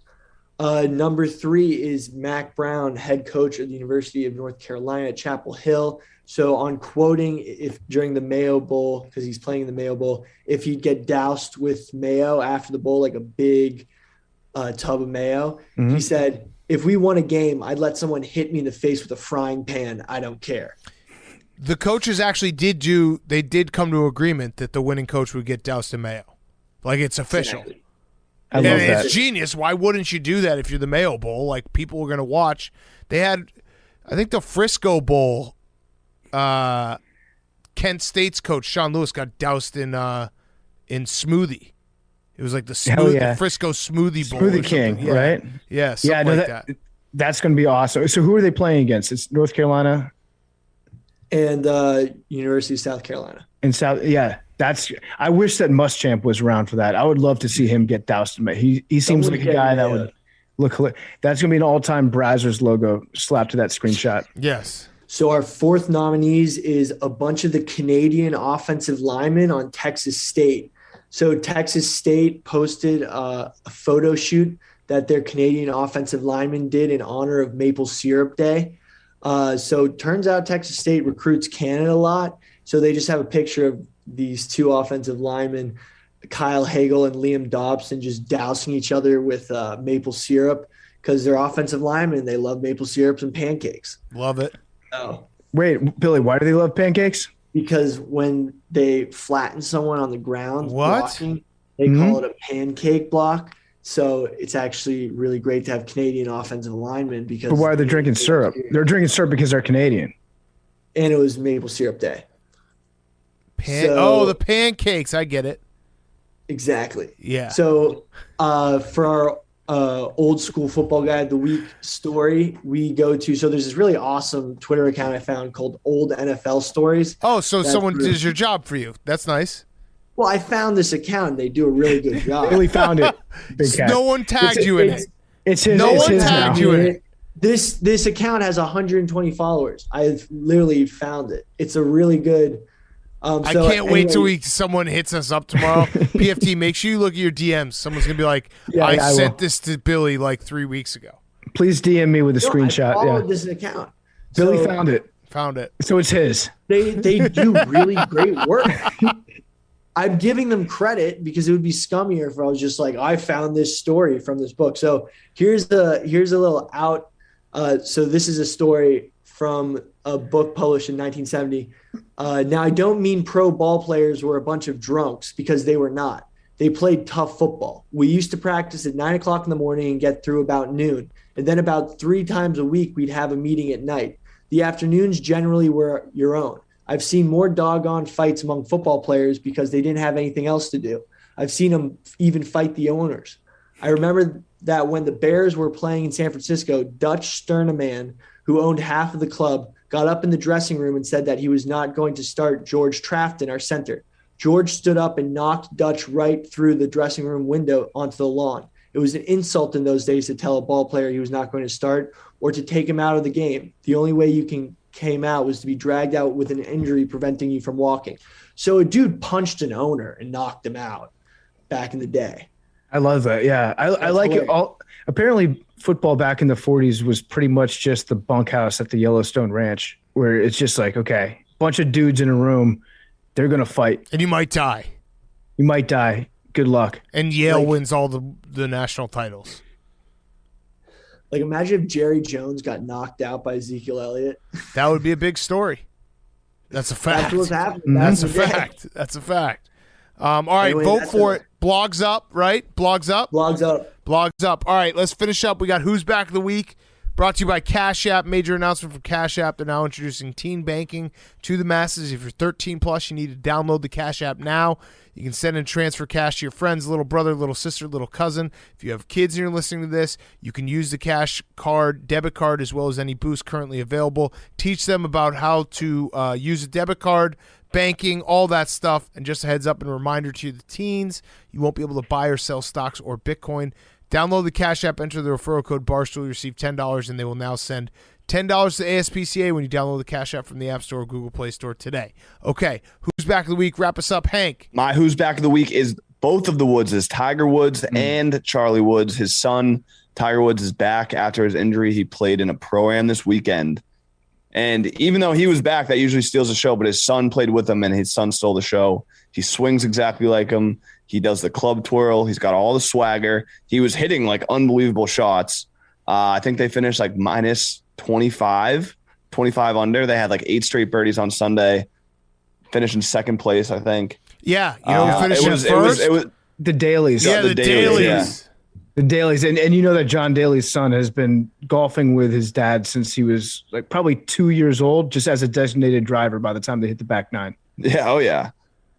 But it was, I mean, it's crazy as good as Tiger Woods is. It's just crazy seeing the videos, the side-by-side comparisons, just the mannerisms and how they're exactly the same. And even the videos of like his son, like talking shit, like hitting big putts and like talking shit, sticking, like he had the best shot on a par 3 of any of the players that played in the whole tournament. It's crazy. It's just crazy that he really is that good. You know what it is? It's wild. It's wild. It is. It's the definition of wild. That Tiger Woods, the greatest golfer of all time, has a son that golfs. That's wild. And he golfs just like him. Yeah, no, Jake's right. Everything was just like a bunch of dads and sons walking around acting like each other. Oh, yeah. It was wild. It was the wild It was tournament. very wild. I'm just glad that as a society, we've learned from the dangers of putting Tiger in front of a camera since the time he was a young child and then pinning all of our hopes on him. And we're definitely not going to do that to his son, Charlie, right? No, yeah, I'm sure he'll have a totally normal upbringing and be perfectly fine by the time he's, an adult. Yeah, people were like saying that Charlie Woods not smiling like he's got the eye of the tiger. It's like, well, I mean, he is a kid. He should probably smile every now and then. Yeah, it's okay for him to have fun. You're like, this is but awesome then again, how Charlie Woods doesn't He'll show probably emotion. be an incredible golfer, and he'll probably be like an unreal champion and be like, well, I probably should have smiled less as a kid. Like, it's cool to root for Charlie Woods. Yes. But at the same time, the people who are like, I love this child, it's freaking me out a little bit. A lot of bit. A lot of bit. It absolutely is. I don't know. I said I kind of agree, but then I was watching the broadcast, and he really is. It's one of those things where it's like, if it was just Tiger Woods' son, yeah, but he's actually like, he's good. Nasty. Yeah. Did you see this journalist? It was like total Big J golf journalist said, my takeaway from today is simply this. Tiger Woods is the most inspirational human being that's ever lived. He sprints when the world says he'll never walk. He marches on when the world says just give it up. He will win again. He is Tiger Woods. That was Riggs? That was Riggs. That was actually Riggs? It was my Riggs. God. I was going to say, is that joking. the same guy that nutted himself when Tiger caught that ball, even though he had the golf tee in his hand, and was like, this seems like low-key the most athletic thing that I've ever seen in my life? That was a perfect tweet from Riggs because I think he's 100% serious, but it was so over the top that you could also convince yourself that he's doing a shtick. So it's like, oh, that plays. But I think Riggs definitely meant every word of that. Yes. So it's a great gray zone to be in where everyone else can see it and be like, oh, that's a joke. But deep down, Riggs like wrote that in his diary and was like, I am so inspired by Tiger Woods. That's how I feel about Joe Flacco. Yeah. Tiger Woods is very inspirational. Inspirational. He overcame a car accident that still has very murky details on what happened. That's very inspirational. No, but that stuff's supposed to stay private. It's just a funny thing weird to be like he's inspirational. It's just weird to me how Tiger Woods is back. People are like zooming in on Charlie Woods and being like, I haven't seen Charlie on TV in 5 minutes. What's going on? Yeah, I'm very happy Tiger Woods is back. I love Tiger Woods. It's a joy to watch him play golf. His car crash was a little suspect. Yeah, and it's like public. It's supposed to be public domain or whatever. I read like one article and a few tweet threads about how sketchy it is. Yeah, but that's okay. Listen, no one got hurt, so no harm, no foul. Let's just say that. And I'm happy he is back. I truly am happy he's back. I mean, golf is like Tiger Woods is so much means so much to golf, and also golf is so much more fun when Tiger Woods is playing. So I hope he does compete for Masters and everything going forward. The odds are against him, but I'm rooting for it because it'll be one of the greatest golf stories or one of the greatest sports stories of our lifetime was Tiger winning the Masters a few years ago. It absolutely was. Yeah, that was incredible. That weekend, everybody was like glued to their TVs. Yeah, and he won it, I think, on the same day that he had won it earlier when his dad was there. That was awesome. Yeah, that was a great sports moment. All I'm saying is maybe let Charlie be a kid a little bit, or if he doesn't want to be. Really, what does that mean though? Like he's nasty at golf. It's a pro-am tournament where the pros play with their sons. Like it's just weird to be like. No, you're not saying I need more Charlie on my TV. You're not saying Charlie's weird. It's the people who are obsessing over him are a little weird. Like, let's not pin all your hopes and dreams about everything that you would have liked to accomplish in life on Charlie Woods. Agreed. Because that then hasn't worked out so well recently for Tiger when you did that to him. Yes, agreed. I mean, he won the Masters. He did. He did win the Masters. Many Good times. Point well taken. All right, PFT, your who's back? I mean, Tiger was going to be my who's back of the week for sure. I'll just toss this one out there. I heard my first is Die Hard a Christmas movie debate today. I think Terry Bradshaw brought that one up. So you're dead to me if you have that debate. It's dead. Don't. That debate is over. Don't do it. Don't do it. Please don't do it. It's also, a hot dog is a sandwich. Yeah. I've never even seen Die Hard. Oh, it's a good movie, especially this time of year. You should watch it. Yep, yeah, it's nice.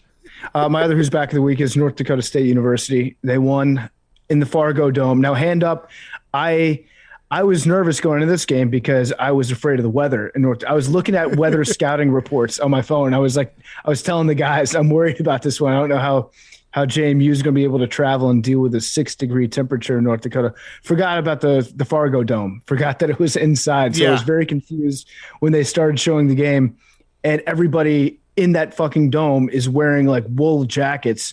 And so for a second, I assumed that it is outside until then I start seeing some people wearing T-shirts and I realized that it's in fact inside a dome. Can I ask a question? So to break the fifth wall, whatever it is, on our Pardon My Take group chat on Friday night. So I got the booster on Friday. I was feeling like shit Friday night. So I was going to bed and PFT asked me to do the thanks for coming out tweet for North Dakota or for JMU, and I was like, now's not the right time. I went to sleep before halftime, and I was like, Jake, you have my Twitter password. If PFT needs it, he'll ask, and you just do it. Did you? It was never even close in the second half? No, it was close. There were some moments, but based on the flow of the game, I didn't feel like the thanks for coming out JMU tweet is not appropriate when JMU's down by one touchdown and they're driving with the ball. Right. You know? So it never really got to that point where I needed the extra boost. I would have used it if the situation was, but you don't want to abuse that power. It was like the end of the first half when I was saying, like, if they stop them for a field goal, you can't use it. If they score a touchdown against you, you can use it because it doesn't. Damn, because I woke up the next morning and I had no more text messages. I was like, well, JMU definitely lost because the order for the tweet wasn't sent. Credit to me for letting Jake. I let you both have just free reign on my Twitter account. Yeah, I didn't want to abuse that power. The situation did not feel right, and that North Dakota State team is a lot of fun to watch, but it was painful for me to watch it because they are built in every way that I personally would build a football team. And it was like watching my own design destroy me. It was a team that was all fullbacks. Their guy, Hunter Lepke, that guy's a real motherfucker. I looked at his Twitter bio. His Twitter bio is perfect for a fullback. Absolutely. His avatar or his profile picture was him in high school playing football. He's never tweeted once. He's never liked to tweet. He's from Wisconsin. And then he just destroyed me. And meanwhile, I don't know who the announcer was for this game, but all he kept saying was, this is neck roll football. This is big boy football. Oh, no. They've got 11 tight ends on the field. They've got 11 fullbacks on the field. This is big boy neck roll football over and over and over again. I have nobody to blame but myself. It was like, I can't even be mad about losing that game because the team's awesome. The only thing I'm saying is like, I'm counting this as a second place overall I like that victory for JMU because North Dakota State's going to win the chip. All right, my who's back is women's volleyball because Wisconsin won the national title. No big deal. We did actually win a national title this weekend, unlike UPFT, but that was no big deal. Just took down Nebraska, which I didn't even know Nebraska, I guess, has like a dynasty in volleyball. News to me. Also, my who's back. Shout out to women, though. That was an awesome game. I watched the whole thing. Crazy sport. Don't understand the rules, especially when you're watching it on mute, but the Wisconsin ladies, I think they lost in the finals last year, so it's unfinished business. We have like a 6'8" and 6'9" center. Just awesome. Awesome team on Wisconsin. And then my other who's back is Nate Diaz. I don't know if you guys saw the video, but Nate Diaz, like two for flinching doesn't exist anymore because it's not as cool as what Nate Diaz did. If you didn't see the video, Nate Diaz, there's a guy, I guess, who was talking shit in the press conferences because Nate's like friend was fighting in the undercard for the Jake Paul fight, and there was a guy who was talking shit from the other camp, and he said that when he sees the Diaz brothers, it's on site, and that was when he saw the Diaz brothers that night. Nate Diaz, he fake punched the guy, like threw a fake punch, and the guy spilled his beer everywhere. It was incredible. Nate Diaz is the best. I don't think that there's a guy that you less should be on site with than Nate Diaz. Right. 'Cause Nate Diaz is like kind of halfway on site with everybody. Right. He's liable to be like, yeah, I'm on site with, like, being publicly declaring that you're going to punch Nate Diaz the next time you see him is a bad idea unless you actually intend on punching him the next time you see him. Right. And this guy definitely wanted no part. It was the biggest beer that I've ever seen too. So much beer exploded out of that thing. Everything. All right, Billy. My who's back of the week is Bishop Sycamore. So Ohio, the state, finally got around to investigating Bishop Sycamore and like, was it really a school? And what they found out is that they couldn't actually Bishop Sycamore is kind of innocent. Under Ohio law, as it currently stands, Bishop Sycamore can continue to operate according to the investigative report. So Bishop Sycamore kind of absolved. So they're really good at paperwork. So they've managed to escape. Now, are they actually a school? Yeah, under Ohio state law, they are a school. So Okay. not a good school, But probably, a school. But basically the state can't shut down their program. Okay. So, and my other who's back of the week is the USFL. So turns out they're going to have spring football's back. The USFL is back. It's going to be around in the spring, so it'll be interesting to see how that goes. Call me when the XFL comes back. They'll do this for the end of time, and unless they want to offer me a tryout and actually let me play in the games, in which case I'll flip to the USFL so fucking fast. They just want to keep doing this, and it's like March Madness exists, and it's awesome, right, Jake? Do you know anything about the schedule? Absolutely. Yeah, the best. You can't play spring football. Football is we do 25 weeks of football. It's awesome. If you had football all year round, we would get sick of it. I'm saying it. I'm being honest. I personally wouldn't. I would not get sick of football. March Madness is Billy, awesome. Do you know anything about the schedule? When does it kick off? April 2022. So it's after March Madness. Okay, so it's NBA playoffs, NHL playoffs. But it's all the old teams, like the New Jersey Generals are back. There's other sports.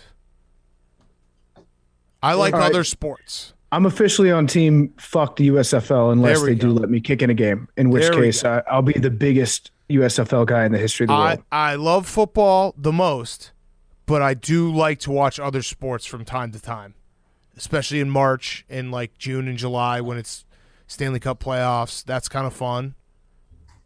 You know. All right, Jake, finish us off. Who's back? My who's back of the week is Buck Showalter. Yes. So the New York Mets have their manager. The fan base, they seem to overwhelmingly love it. Frank the Tank liked it. Yeah. Yeah, which can only mean one thing. It's probably a disaster. Yeah. But I Buck like Buck Showalter, though. He gets results. He has the best manager name of all time. Yeah, and he manages like his name sounds. Yeah. He's like a thrower. He's like basically from 1970. Yeah. You have the year 1970 coming to manage your team. It's going to be awesome. His name is Buck, and you're in the show, and his last name's Showalter. It's the best. He's going to have results. All right, that's good who's back, because I agree with you, Jake, that it's probably going to go poorly, because having Mets Twitter agree on anything, like, or be positive about something together, never happens. Never, ever happens. Yeah. Never happens. What does Lenny Dykstra have to say about this? I'm not sure. Is he alive? Check in.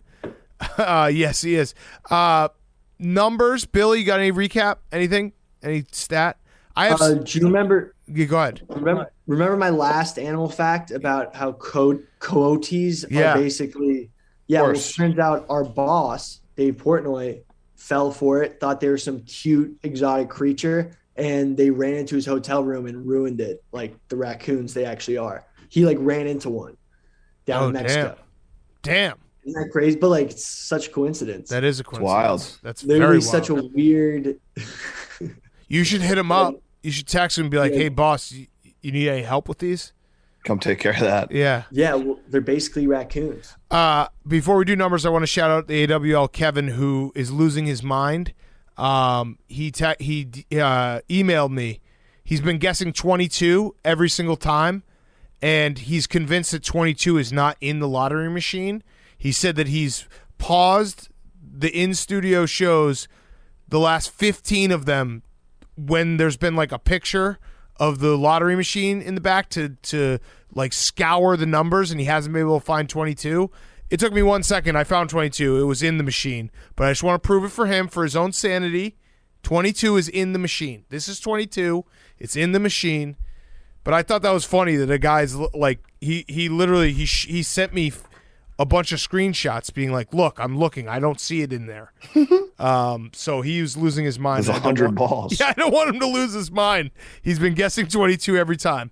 All right, ready? If this is 22, this would be insane. Yeah, I'm guessing 22. All right, I'm guessing 22 too.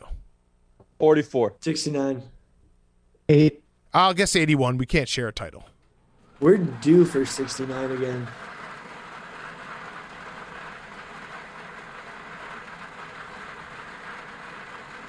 Liam, what'd you guess? Oh, I got it. 81. Boom. Damn. Oh, wow. Yeah, first timer, right? First timer. Bam. All right. I'm jumping onto another first timer. Balligami. Balligami. Oh, we had a halftime scoregami today. I appreciated Jake disavowing it immediately. How many balligamis we got left, Jake? 6, 20, 22, 26, 27, 29, 49, right, 51, 76, 78, 88. We do this every time we get a balligami. I ask you that, and then you start rattling off a bunch of numbers. I'm like, too many. We have 11 left. 11 left. Okay. Oh, we didn't even talk about Jake Ball today. Billy, you still want to fight him? Yeah, I'm going to be honest. He looks like he's a very good boxer. Okay. So he has defeated you. He's beaten you. He's not. No, he beat you. I mean, when we first started out, like he beat you. Nate Robinson days, I think I could beat him. But now that I blog and sit in a chair all day and not really be that active, this is excuses. he's definitely gotten. All right, that's the show. So Billy's 0-1 lifetime versus the Paul brothers. We'll just say both of them. Yes. Love you guys. Hate Buffalo are really dangerous.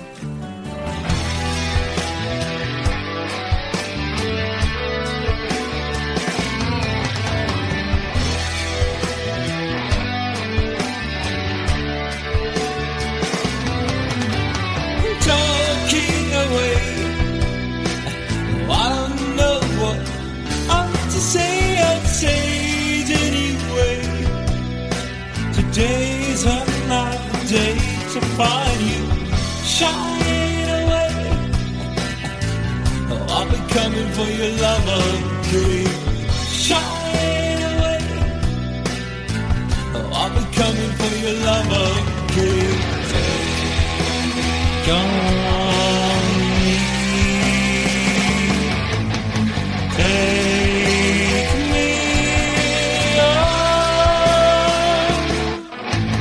I'll be gone eternity.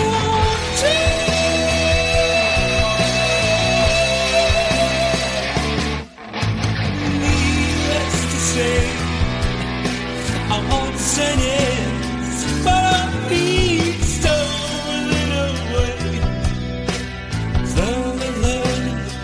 it's okay. Say after me. It's no better to be safe than sorry. Say after me. It's no better to be safe than sorry.